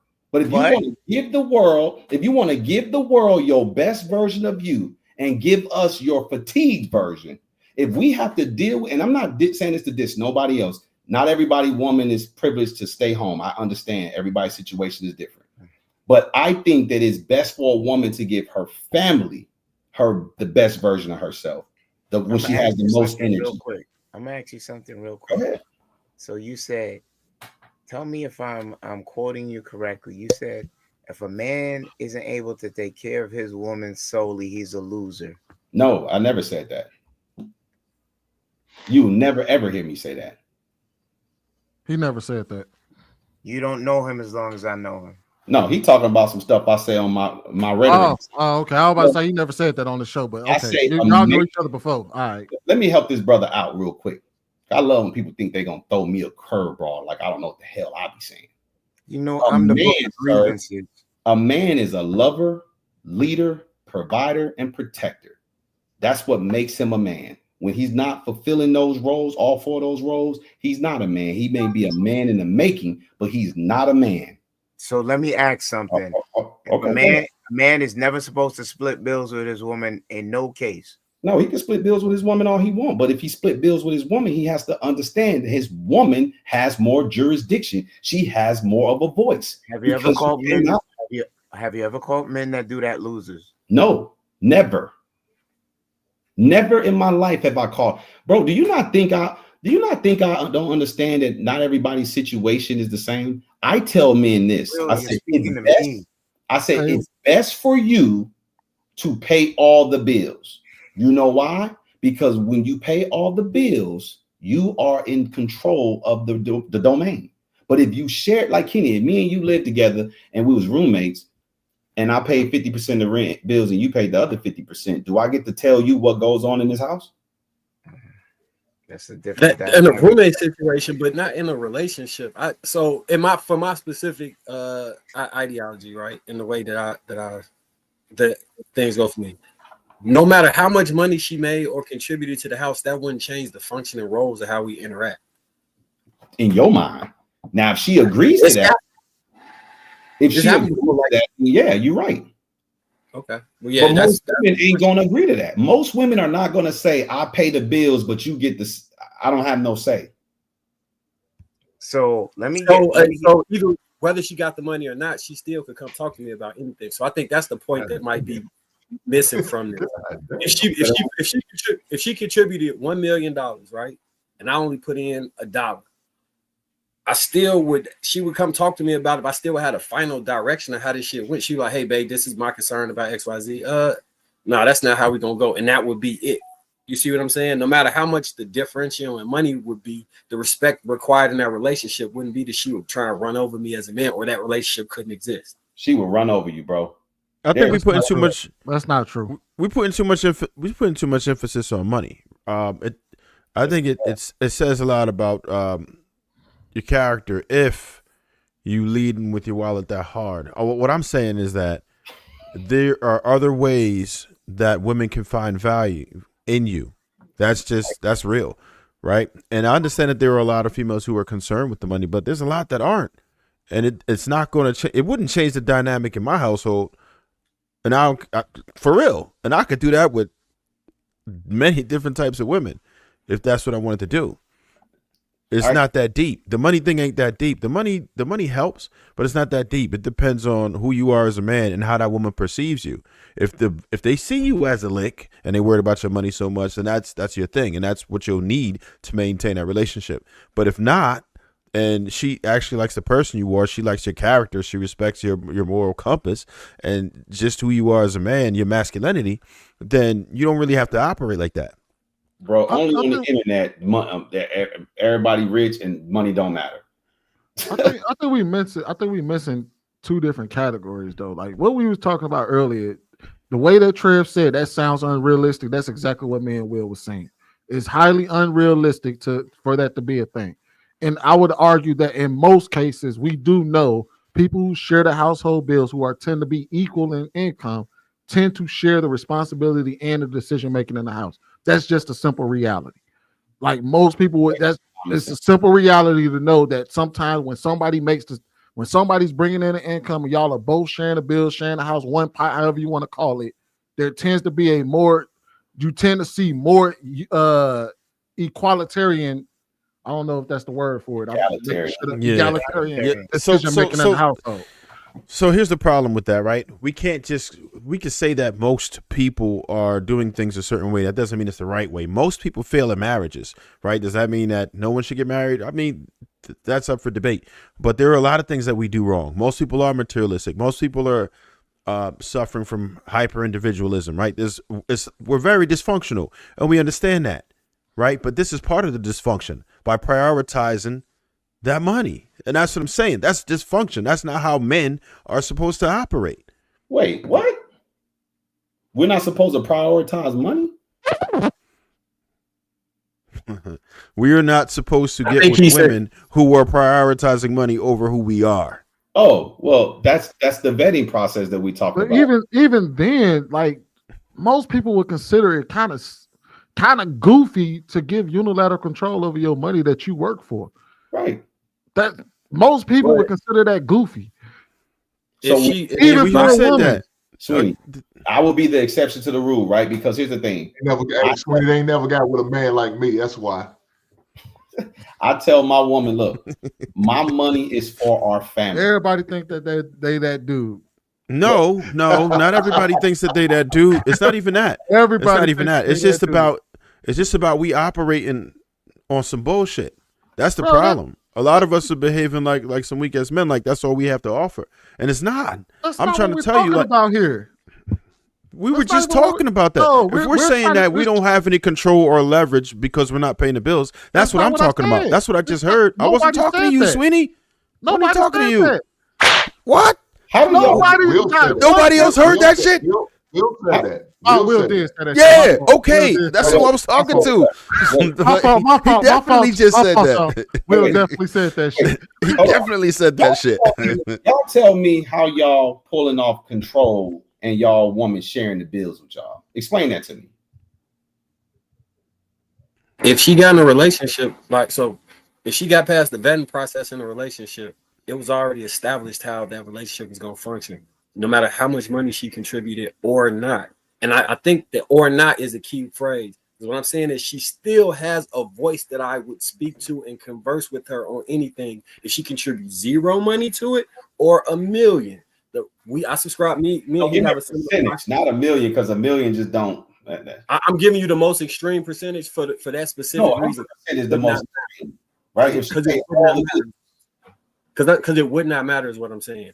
No, if I was going to be in a relationship, listen, if I was going to be in a relationship with a woman, it would be clear that I require 100% submission anyway. So you have to have a specific type of character trait to want to be in that relationship.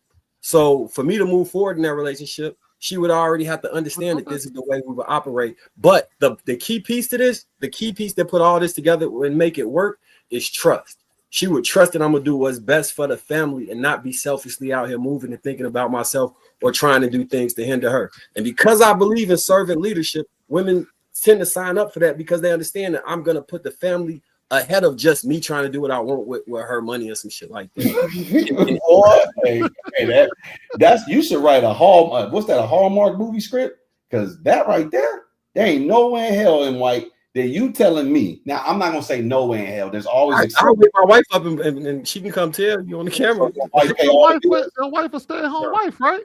Yeah, she stay at home. No, we're talking about a woman that pay all the bills. But it's been look, when it was a point in time where she was making more than me, and I was at and nothing changed. I don't care who makes the most. I'm talking about the breakdown of who's paying the bills. That's why I say use a percentage. If you make $60,000 a year and your wife makes $100,000, she clearly makes more than you. You still can split the bills, or you still can cover all the bills depending on where you live in. So what I'm saying is it's one pot. It's one pot. So it's not like this my 60, this my 100. I'm not looking at it like that. We going in and this is our pot. So y'all got one bank account and all the money goes in that one bank account? Yeah, me and my wife do too. I mean, outside investment accounts, we got one account that we spend from. Yeah. No, I got a lot of investment accounts. Do your direct deposit feed into an account that her direct deposit feeds into the same bank account where all the money comes in to this one bank account? The last 160,000 that I got went into the same bank. Let's make it make sense for them. Basically, essentially, all the money goes into this account, and they do whatever. If it's investments, obviously, if it's an investment, it's going to go into a different account. So if you got 401k or something like that. But what they're essentially saying is no, for the most part, it's one bank account in theory. Not necessarily in practice, but in theory, it's still one bank account. They both have access to the investments. They both have access to all the money. They both have access. Yeah. They're both, and you know what I mean. As a man, they consult with their wives on, all right, this is what I'm about to do. I'm about to do this over here. I'm about to do that, yada yada yada. Sweeney, don't answer for him. Let him answer himself. So look, in white. What I hear Sweeney saying is y'all may have a brokerage account, you may have a savings account, a checking account, you may have 5-6 different accounts, but both of y'all name is on every account. Yes. Hold on, no, yes. that's what in white, not you here. Yeah. So she listed as a beneficiary on all the accounts. No, just yes, no, and why just technically her name is. Hold on, wait. There's a difference. Could she go up in there and say, I'm going to move this money from over there to over here? Now, we're not talking about whether she has to consult you or not. Does she have the ability to go into that investment account and do the same thing to that account that you would do? I don't think so, but she might. Y'all would have to be joint. Y'all would have to be joint, not beneficiaries, because beneficiaries, if something happens to you, they go. But the main account holder. When money comes into the house, what the account it goes into, yes, she could go do that. Okay, cool. Listen, and I don't care how y'all family. When my money come in is different than I don't work a job and get paid weekly and none of that. So I when I get money, you know what I'm saying. I don't care how y'all family dynamic is set up. If it's working for y'all, I'm in support of it. Keep doing it. It ain't hurting nobody. Keep doing it. I'm not here to critique and judge it because y'all may not like the way I live my life. It don't matter. Everybody's going to do things slightly different. But I don't understand why we think that people, like Sweeney said multiple times, work so hard to just give someone else complete jurisdiction over what they've earned. Now people act like when you get now you're making a case for women not falling under your submission with that statement. A woman can easily tell you that I work so hard for my money. And I don't think they need him to give them that. Relinquish that to you. I think he's just speaking to the reality of it. I don't think he's necessarily telling women to do one thing or the other. Sweeney, with that same, using that same model right there, a woman can come in and say, "I'm glad you said that. That's the exact mantra that I follow." So same way. No, that's not. No. Listen. Here's what he's saying, Sweeney. He's trying to make a defense, or he's trying to challenge what I'm saying. These same women who have college degrees be saying, I want a man to pay all the bills. Do they not, Kenny? Correct. Okay, so what makes you think a woman can walk around with the mentality, I want a man to pay all the bills when she works, But a man can't walk around with the mentality that I have jurisdiction over what goes on in this relationship. Okay, so would you agree that we're in a non-traditional society? No, I would think we're in a traditional and a non-traditional. That would make it non-traditional. Duality. That would make it non-traditional, Will. No, we have traditional and non-traditional. We have a duality. There's people who operate traditionally, and there's people who operate minority and majority. Probably a minority, but I can't say. I would assume a minority are traditional. Okay, a minority. But I wouldn't be able to confirm or deny that. Okay, so a woman coming in saying that, okay, I'm not relinquishing, using what you just said, I'm not relinquishing power to you, but we can put money in one pot. But here's the caveat that I have to have some say. I can be able to tell you no. I'm not in agreement with that, and that'd be an impasse at that point in time. Does that now threaten your relationship? If she gives a great case and model. Go get you another man. No, I like women, so I don't understand it. No. He's a woman. Come on, bro. No. I thought you said something different. Hold on. No, the woman who wants to be with me, I'm telling her to go get Sweeney, go get Hink, go get JR, go get. Hey, hold on. Wait a minute. I'm just saying, go get somebody that ain't me. Let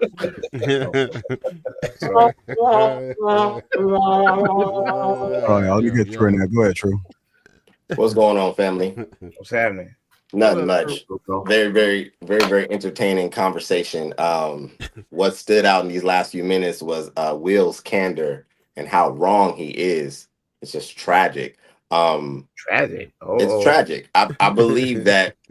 See, because what he's saying, I was in the backstage agreeing with Marcus. If you're telling me that a man has to buy his masculinity, you're sending the wrong message. It's never the woman's relationship. It doesn't matter. Money is not the factor that determines how this relationship goes.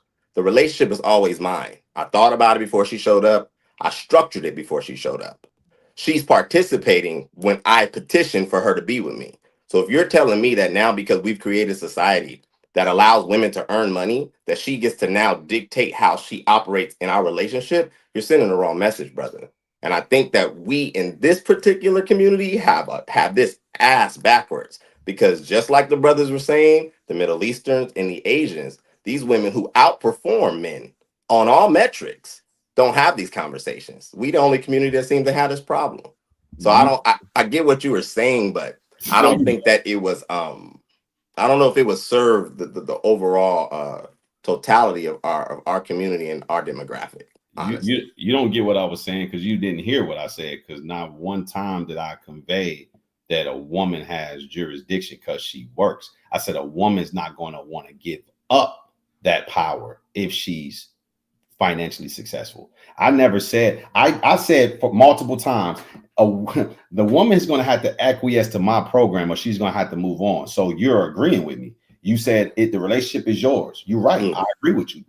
I think I just want to real quick to make a caveat. So maybe this might direct how you move forward. He was saying, because I heard this earlier when you said if she makes more money, then she's going to have more say. And if she makes the most money, then she'll have a larger say in the relationship. You remember when you said that? I think that's what gave that impression. She's going to clarify that.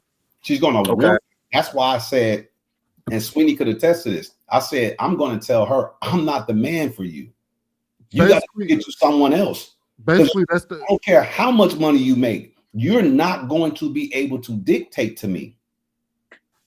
See, I think that in other words, both of y'all are both actually in alignment here. Right. That's why I said he's not saying you're right, True. But what he's saying is that's part of the reason why you would probably see a lot of relationships end, well, so to speak.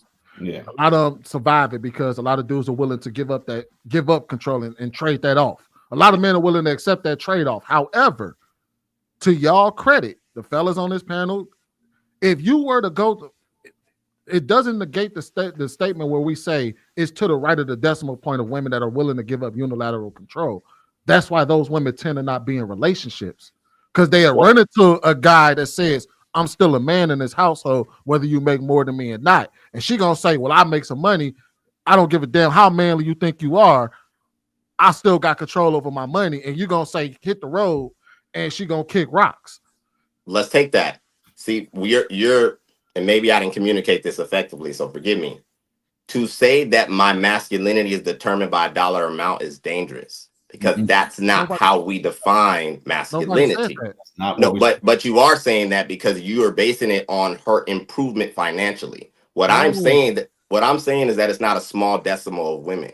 I don't know any woman, don't care if she got money, don't a lot or little, who when she decides to be in a relationship with a man, she doesn't want that man to operate in his full range of masculinity. And in most cases, the reason why you're not having these things run smoothly is because most men are not structured or functioning at their full range of masculinity. This tells me that a lot of men have not been operating the way they need to, because a woman, regardless of her economical position, is begging to be relinquished of certain things that you have that she knows she doesn't, whether she's earning more or not. And I think that's why. Go ahead. I'm sorry, sweetie. My bad, bro. Go ahead, man. I'm sorry. I was just trying to go ahead. Some of those scenarios occurred when I was in my early 20s, and what I knew I was giving these women was structure, consistency, my knowledge on finances, and so on and so forth. See, we give the credence to money too much. Money's important. We know this, but position, discipline, the fact that I chose her, she chose me, that's also equally as important. Her money does not determine how this relationship moves. And if you got a woman that, if you even have to say, I'm the man in this relationship, you already lost. No, you don't. No, you didn't. Look, I've said it, and Kenny could attest to this, because Kenny and I talk a lot on Instagram, and he know my rhetoric. I said this a few minutes ago, a man is a lover, leader, provider, protector. Now, we talk about the provider piece. The provider piece doesn't mean you make a lot of money. It just means you can handle the household, the family, the needs of the family. A man has to be able to cover the family's needs alone. If he cannot cover the family needs alone, that's okay temporarily. His woman may have to help out, but he needs to put himself in position to cover the household needs, because he cannot be relying on that woman to keep a roof over his head. I agree with you. My question to you would be, do you believe that a woman is supposed to operate in a function of being useful to this man? Absolutely. Okay. So if this woman just so happens to make money and we decide to be in a relationship, I agree to that point what you're saying, that a man needs to be in a position to take care of the household. The issue is that a lot of times we're finding each other in life where her life has been being built, my life has been being built. And we wanted to just seamlessly combine that, okay, she went this route, I went this route. Numbers should not be the determining factor on how this household moves forward. And if she has that attitude, I believe you're already dealing with the wrong woman, because it's not as simple as economics. Well, this is why economics is so important. Think about this for a second. And I think when I say this, it'll start to make sense.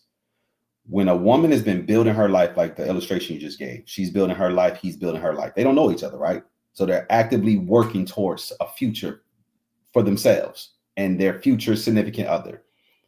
Well, both of these people are occupying the same role. So when they meet each other, they are trying to find the areas where they complement each other, but there's an obvious area where there's a conflict and they don't necessarily see it. They're both providers. When you have two providers meet each other, they're both occupying a need that only one person needs to be responsible for.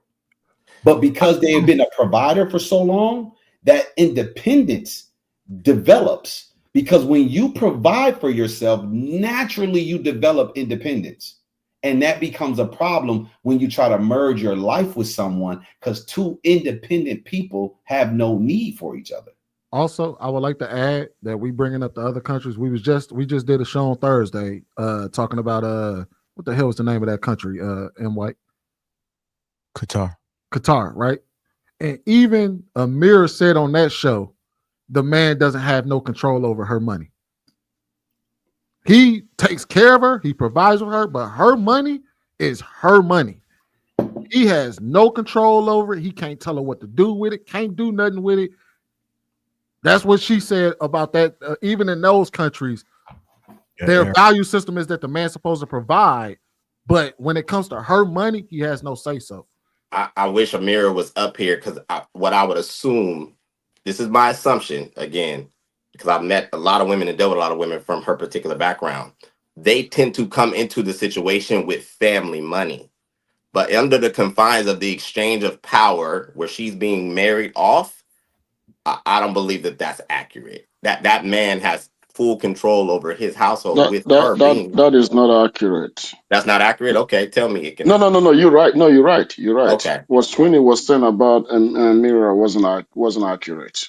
I've dealt with a lot of people from Middle East and northern Nigeria is the beginning of Sahara, and it's predominantly Muslims. So that's in the city where I was born and raised. Their women don't even try that at all. When they come with money, that money is subjected to the will of their husbands. They don't make decisions without the husband's knowledge. So But one thing that I gotta say, you guys are not understanding what Will is saying. Will is right to most extent because of if you ever deal with a very wealthy woman, a woman that is rich, she has a full power over her money. There's a reason why rich women, very very rich women, don't marry, or when they marry men that don't want them. They marry very poor or timid men so that they can exert that control of what they want to do, how they want to do, and where they want to do it. Rich women are not going to marry men that will tell her what to do with her money. She will not do that. That marriage will not even last 6 months. And a man that has money will not even try to marry a woman that has money. The last thing a rich man will do is to marry another rich woman. Because if you marry a rich woman, you're technically marrying a rich man. Yep. You're not marrying a woman. You're marrying a man. To provide. Akene. Yeah. Really quick. According to Islamic Sharia, a wife's wealth. Sharia. A wife's wealth, whether earned through trade, inheritance, dowry, mahar, or governmental aid, belongs solely to her. The husband holds no inherent right to access or use his wife's money without her clear and explicit permission. Using the use of a wife's money by her husband in Islam is strictly governed by her explicit consent. Islamic teachings uphold that a wife's wealth is her exclusive property. In other words, he does not have unilateral control over her money without her say so. That's what Will was speaking to. I don't know where people what dictionary or Google that is pulling that up for you that a Muslim man doesn't have power over the wealth of his wife. A Muslim man, I'm telling you where I was born and raised. I was born and raised in a Sharia town, Sharia state. They have predominantly Sunni. That whole region, a whole half of Nigeria is predominantly Muslim. You see what I'm saying? So they have control over everything. They have control so much that even if she brings her money, they're still going to marry 3 wives over her. You see what I'm saying? That doesn't Extra 3 wives over her. But this is what Sharia does. See, this is what Sharia does because most of these men are very wealthy. She can keep her money. He doesn't need her money. Because one thing about Muslim is this: in a Muslim community, right, a rich woman will not marry a poor man. They don't do that. They usually the women marry somebody above them. Right. They don't marry someone below them. So they're technically going to marry somebody that never need any of their money. But that doesn't mean she's going to go buy an S-class house there without her husband's consent. But guess what? She can buy him an S-class. You see what I'm saying? She can buy him any gift. But these she's not going to go. to the rude people, right? Because women in general aren't really wealthy like that. Yeah. We were talking about a very small group of women, and these women are not usually desirable because they don't tend to be pretty. Yeah, no, not at all. So it's like, what are we talking about? Men. That's why I said I don't care whatever man or woman is with. He made a good choice and a bad choice more than likely, because he made the choice to be with her because he's attracted to her, or he at least wants to have sex with her. So that's who he wants to be with. So part of his decision to be with her is a good decision because he's attracted to her. The part that's probably a bad decision is our parents don't teach us how to vet. Parents don't teach. This is somewhat a different segue into a different subject, so I'll just keep it on the surface. Kids don't learn how to date from their parents. Kids learn how to date on their own. And that's problematic because kids don't see their parents date. When me and my ex-wife divorced, I used to date women and I would introduce them to my kids right away. People were like, oh, you crazy. Why are you introducing your kids to these women? Blah, blah, blah, blah. I'm like, what are you talking about? I'm like, my kids are an integral part of my relationship with my woman. If she don't like my kids or my kids don't like her, it's going to be a conflict. People were like, oh, even my ex-wife would say, y'all should date for at least 6 months. Make sure the relationship is going somewhere before you introduce the kids. I'm like, my kids meet people all the damn time. They meet people at school, at the playground. They meet people at the damn circus, at the amusement parks. Why they can meet at church? They can meet all these random people, but they can't meet somebody I'm interested in. It ain't like this woman is imprinting on my kids the day she meet them. So kids don't learn how to date from their parents. The parents try to hide everything from the kids and they don't talk to the kids. And then the kids are just out there doing whatever they do. So therefore, when we grow up to be men and women, we still don't know what the hell we doing. What do we do? We pick people. The harm in that? Huh? You can't see the harm in that if you're not invested in certain people and doing the carousel or bringing strange faces and normalizing that to your kids, that behavior is acceptable. No, I don't see the harm in normalizing anything that you explain to your kids what's going on, because I can tell my kids, hey, daddy is dating. The dating process works like this. You meet someone, you're usually attracted to the person. So you guys exchange contact information and then you try to get to know each other. And getting to know each other. Hold on. Will, please wait. Will. The reason why I say please wait is this, right? I see this happen here in the US all the time. Just like boys are traumatized when men come around their mothers, right? Boys are also traumatized when another woman come around their father. Well, then listen to my breakdown and then you tell me if it's some trauma. See, y'all have these built up preconceived notions and y'all think y'all. It's reality. Wait, let me ask y'all this. Because first of all, Kenny, you don't have any children, right? Okay, so you wouldn't have to figure out how to deal with this dynamic. Is it empathy for it or think you can have empathy, right? But empathy doesn't give you the responsibility to navigate the situation. All you can do is spectate from the outside looking in. Okay, that is in bad faith that I can't employ common sense from studies as well as from what I see. Okay, but you haven't listened to the breakdown of how I think it should be done. You're going off of what you've heard other people do that doesn't work, and whatever traumas were developed from that, then you throw the whole baby out with the bathwater saying it doesn't work. But clearly people have to figure it out, right? Because people are clearly having children and they're not with the other parent. So they have to figure out how to carry on in life and ingratiate their kids with another person. So I guess I'll shut up and I'll listen to you guys tell me how it should be done, since y'all don't want to hear my philosophy. No. We heard you very well. You was about to tell us. No, we heard you very well. Keep talking. Keep talking. We're listening to you. Y'all telling me so I'm gonna listen to y'all. Space was given to you for you to give your breakdown. You gave an passionate monologue and then checked out. I was interrupted twice, so I'm saying I'm gonna shut up and I want to hear y'all. No, go ahead and talk, brother. We're listening to you.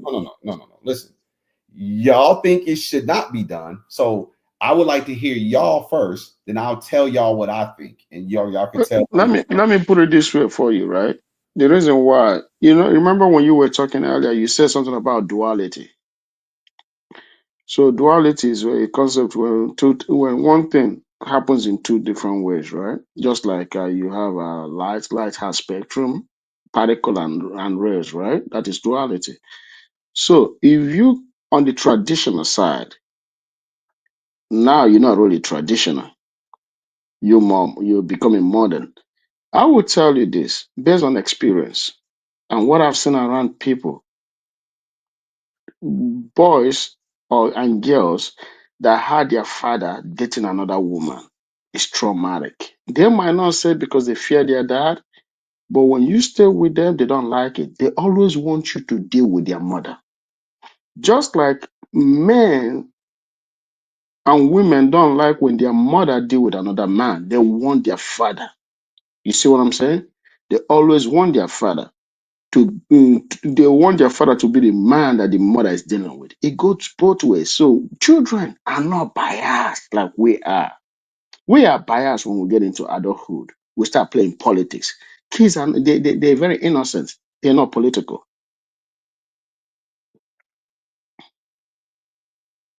So Yeah, go ahead.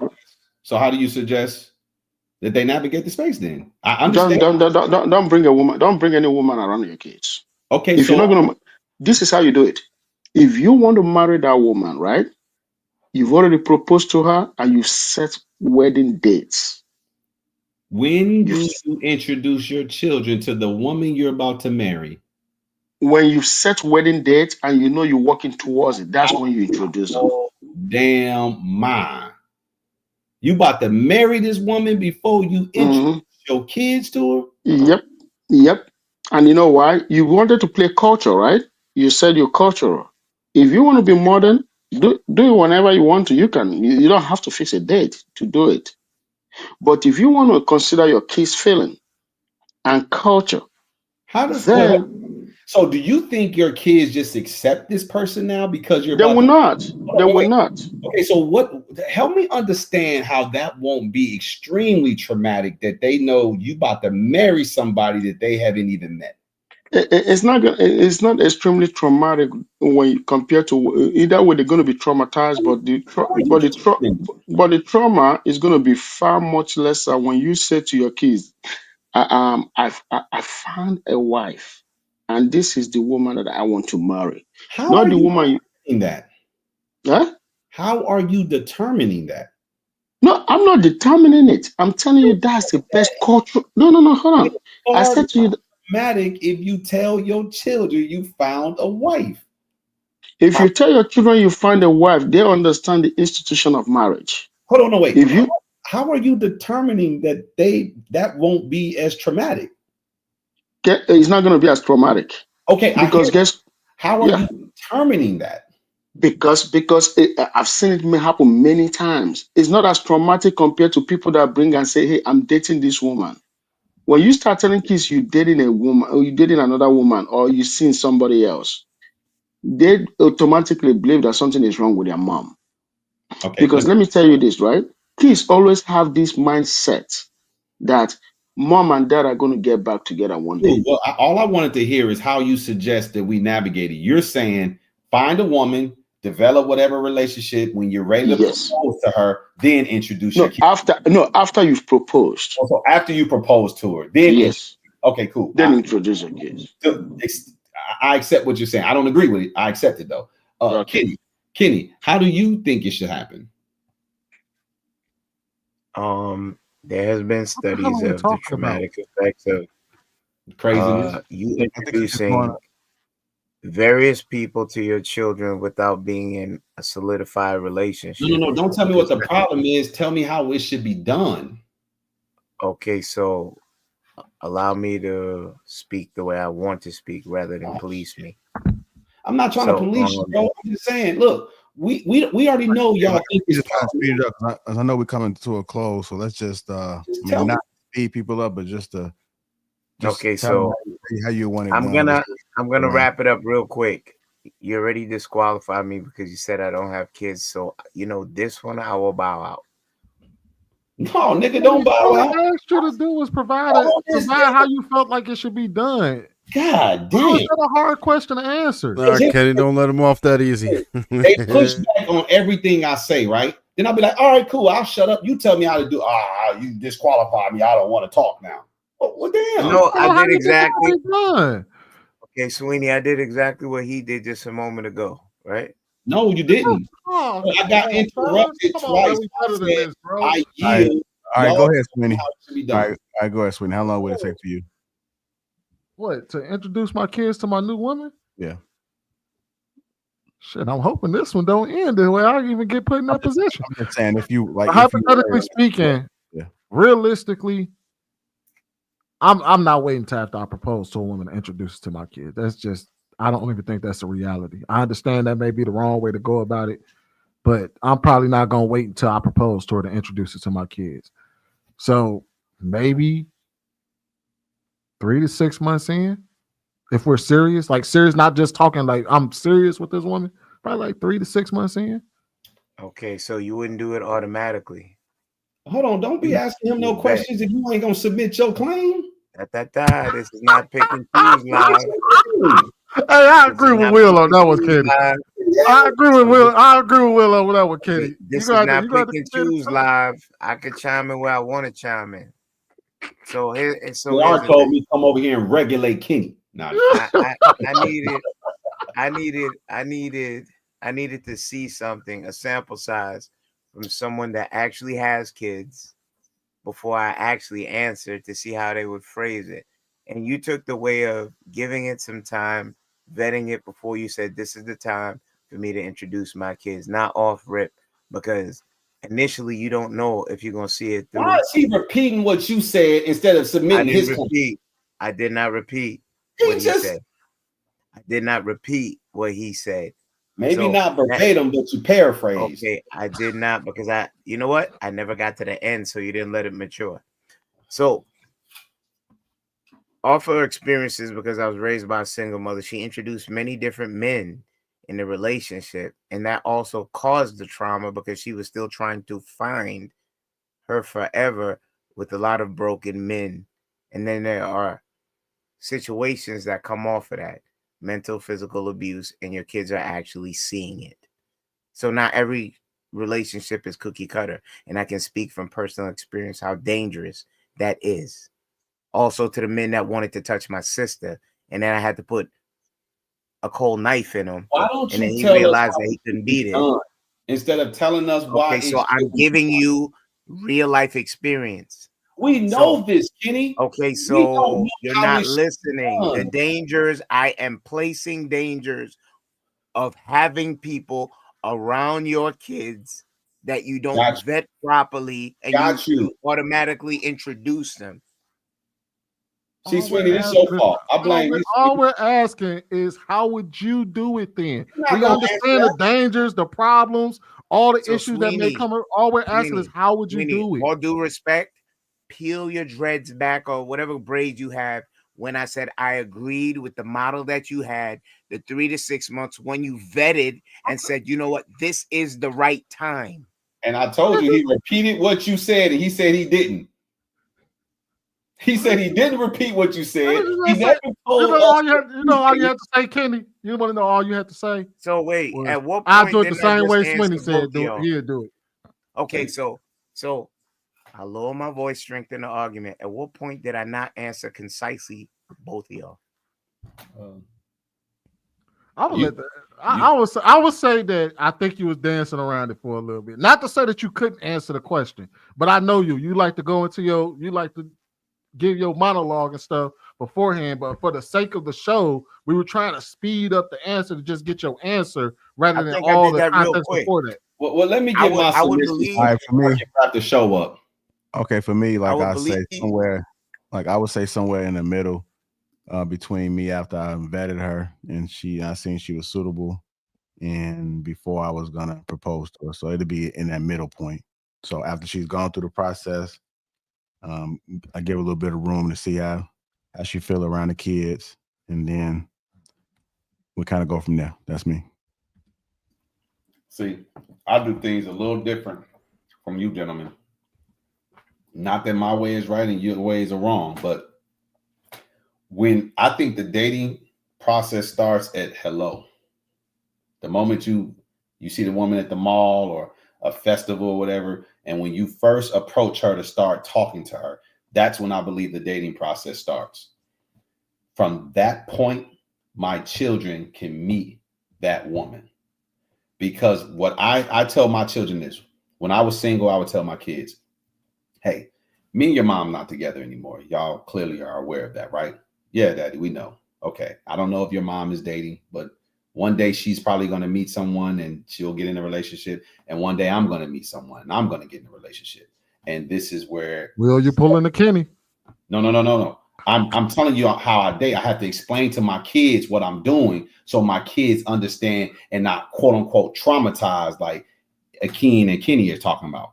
So when I explain to my kids what dating looks like, how that process goes, my kids will not be taken aback when they being introduced to different people. I'll tell them, this woman is not my girlfriend. We're not in a relationship.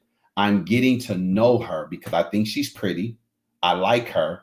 And I want to see if I want to be around her more. And I also want to see how well she likes you guys and how well you guys like to be around her. So this process is going to be different. You're going to meet different people. Everybody's not going to be a good fit for me.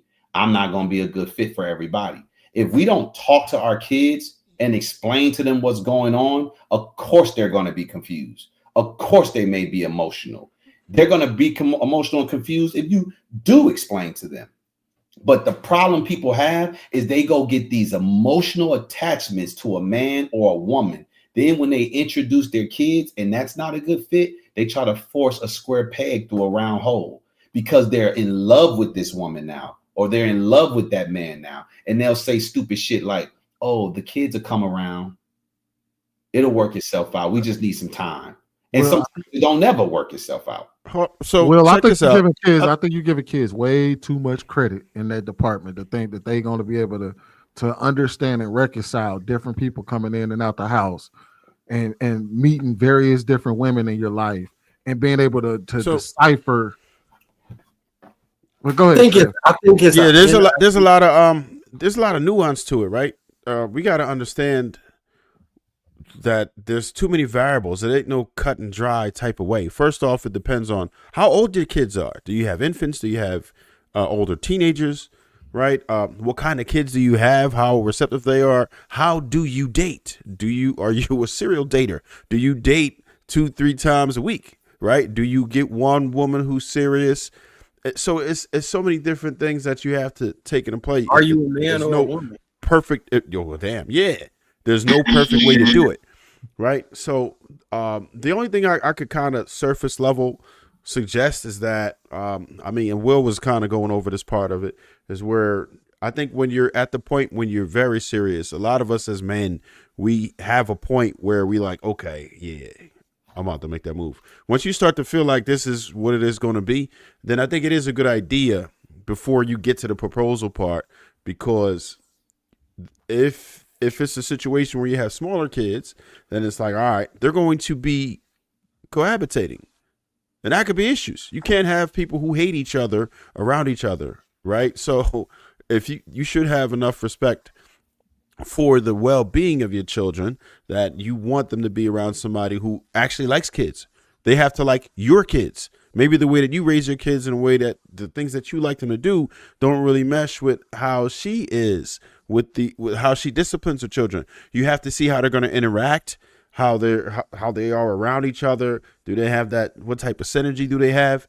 So I wouldn't just suggest just popping up with somebody, because you're going to cause problems that you don't have to. And I think there's enough women out there where you don't have to deal with things like that. So yeah, vet them really well once you decide you're about to be extremely serious. And I think it's a great time at that point to say, all right, let's get to know you. You can meet my kids. Trev, I don't think you should put them through the changes. But Trev, do you know why it's not good to introduce your kids when you're dating a woman? Because guess what?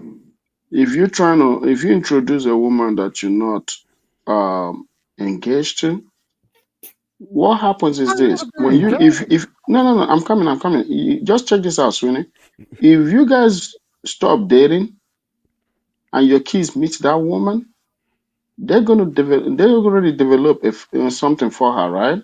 And now you breaking up with this woman to bring another woman next time. But if you marry her and the kids hate her, they stuck. But that's kind of why I said you got to be at the point where you're very serious, where that's like the last straw. Like, okay, we about to. So it's like when you really have that feeling, because I wouldn't get serious about a woman personally unless I know that she is someone that I want to marry. Otherwise, I'm not going to invest that type of serious energy with you, right? You either are on the F zone, or you are somebody who I want to build a life with. And if you are that, and I see myself becoming serious with you, I'm like, all right, now let's see how you are with my children, because that's important. I'm gonna tell y'all this. I had a quick question for him. Go ahead. What, Will, was you married to their mom? Yeah. Okay, so I kind of feel like if in a relationship that was just like a baby mama, baby daddy relationship, it might be easier to do that. I think it would be hard to bring people randomly around, but I get where you're coming from, because you don't want to try and force a relationship that's going to be tumultuous. You're in love with the person, and the kids and her don't get along, or their kids and kids don't get along. It's really a band-aid for a bad situation, kind of. So it's never going to be a perfect answer, because just the divorce alone is traumatic, right, for the kids. And shit, do you think it lessens the blow by bringing more women around? I think what it is, I think like Trev said, it's so much nuance. Yeah. But people act like there's a perfect cookie cutter way to do it. But if that's the case, why ain't the shit working for people? If there's this perfect way to do it, why ain't it working for people? Here's what I'll say, and I think the healthiest way for it to work is for the man and the woman who are no longer together both be on the same page, like, hey, we're going to date and we're going to do it the way it makes sense for us individually, because the likelihood of you two being on the same page is slim to none. So you at least get on the same page where I'm going to do it my way, you'll do it your way. Don't demonize me to our children. I won't demonize you to our children. Be in support that I'm going to find someone. I'll be in support that you're going to find someone. Because if we aren't on the same page in that regard, the kids hear snickering and bickering. They hear conversations we're having with our friends. They hear you talking shit about their father or their mother. And then that's when things start to unravel. But Trev, on one point I'm making, I'm done for now. I ain't got nothing else to say. But Trev, I think that it's important that kids see that their parents are dating, because you got to think about it like this. You said vet, right? Vet them really well. Well, where do kids learn to vet? Let's just be real. Where do we learn to vet? We learn on our own. No one teaches in the field. But it's certain things that you should be instilling in your children so they know how to vet. There's ways of doing that. You can't. And you're supposed to help them vet. But we don't. Really. We don't. So that's what I'm saying. We don't teach our kids to vet. We instill selfishness in our kids. People are always looking for what works for them. I tell people this is very controversial because people don't like this philosophy. When we're dating, we're not supposed to date for us. We're supposed to date for the other person. Our job is to add value to someone, and their job is to add value to someone. That someone would be us. But we don't date like that. We date trying to extract. I'm looking for a woman who has this, and this for my benefit. And she's looking for a man that has this for her benefit. We don't date like, you know what? I have X, Y, and Z to give to a woman. I could smoke a bag of that. And a woman should be like, I have A, B, and C to give to a man. Let me go find a man who's worthy of me giving this to him. Let me go find a woman who's worthy of me giving this to her. And if those two people find each other, there will be no selfishness involved in that dynamic. And that dynamic will work. But when we're like, oh, that's why people are like, oh, compromise. Oh, I want this. I want this. And just all this tug of war.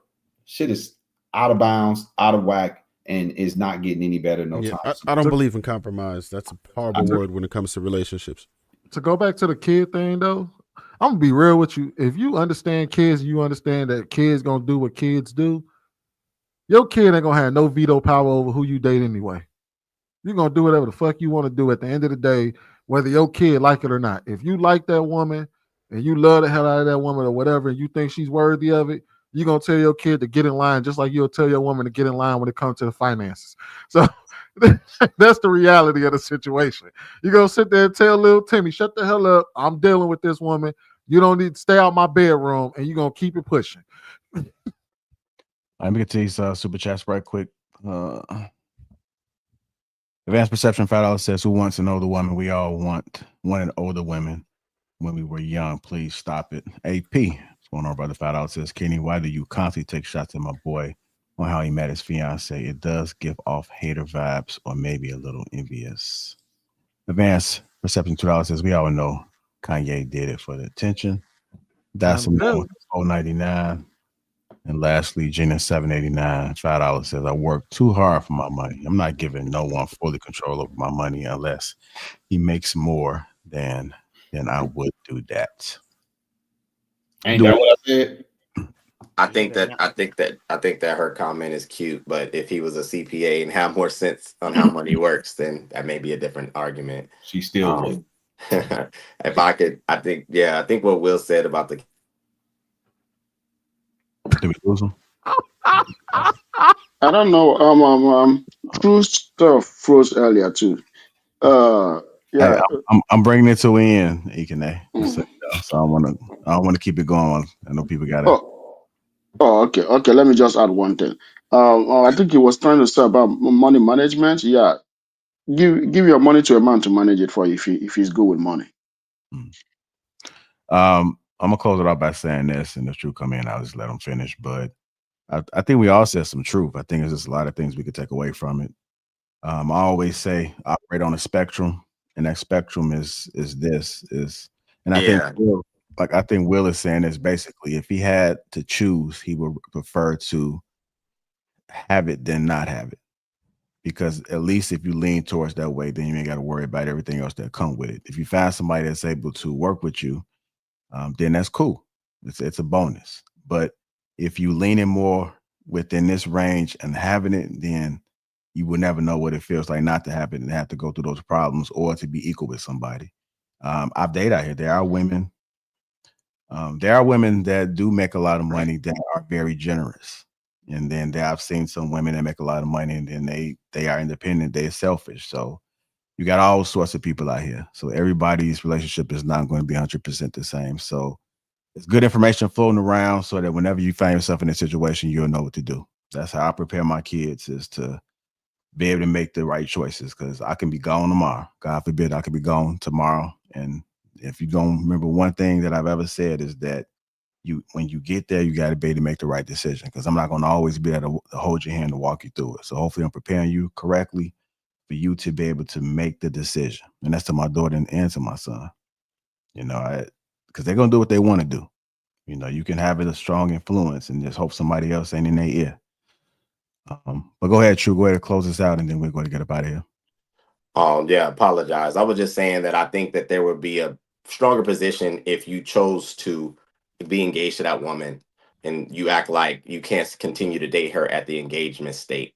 Introducing the kids at that level, I think, will be a little bit more solid, because now you put her in a position to transition to something serious, which is what I was trying to conclude. It will be no different than bouncing your kids around with a whole bunch of Airbnbs. It would create some level of instability comparable to just going to buy the home or showing them the home that's in escrow.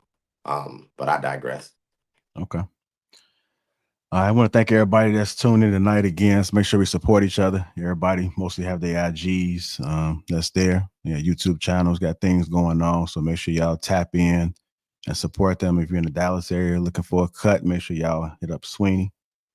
I have seen some of his work, man, and do look solid. So if you're looking to try to get it right, or somebody to push your line back, Sweeney is one of those barbers that actually listen to what it is that you want versus what it is they think you should have. So whenever you find a barber like that, that's hard to come by.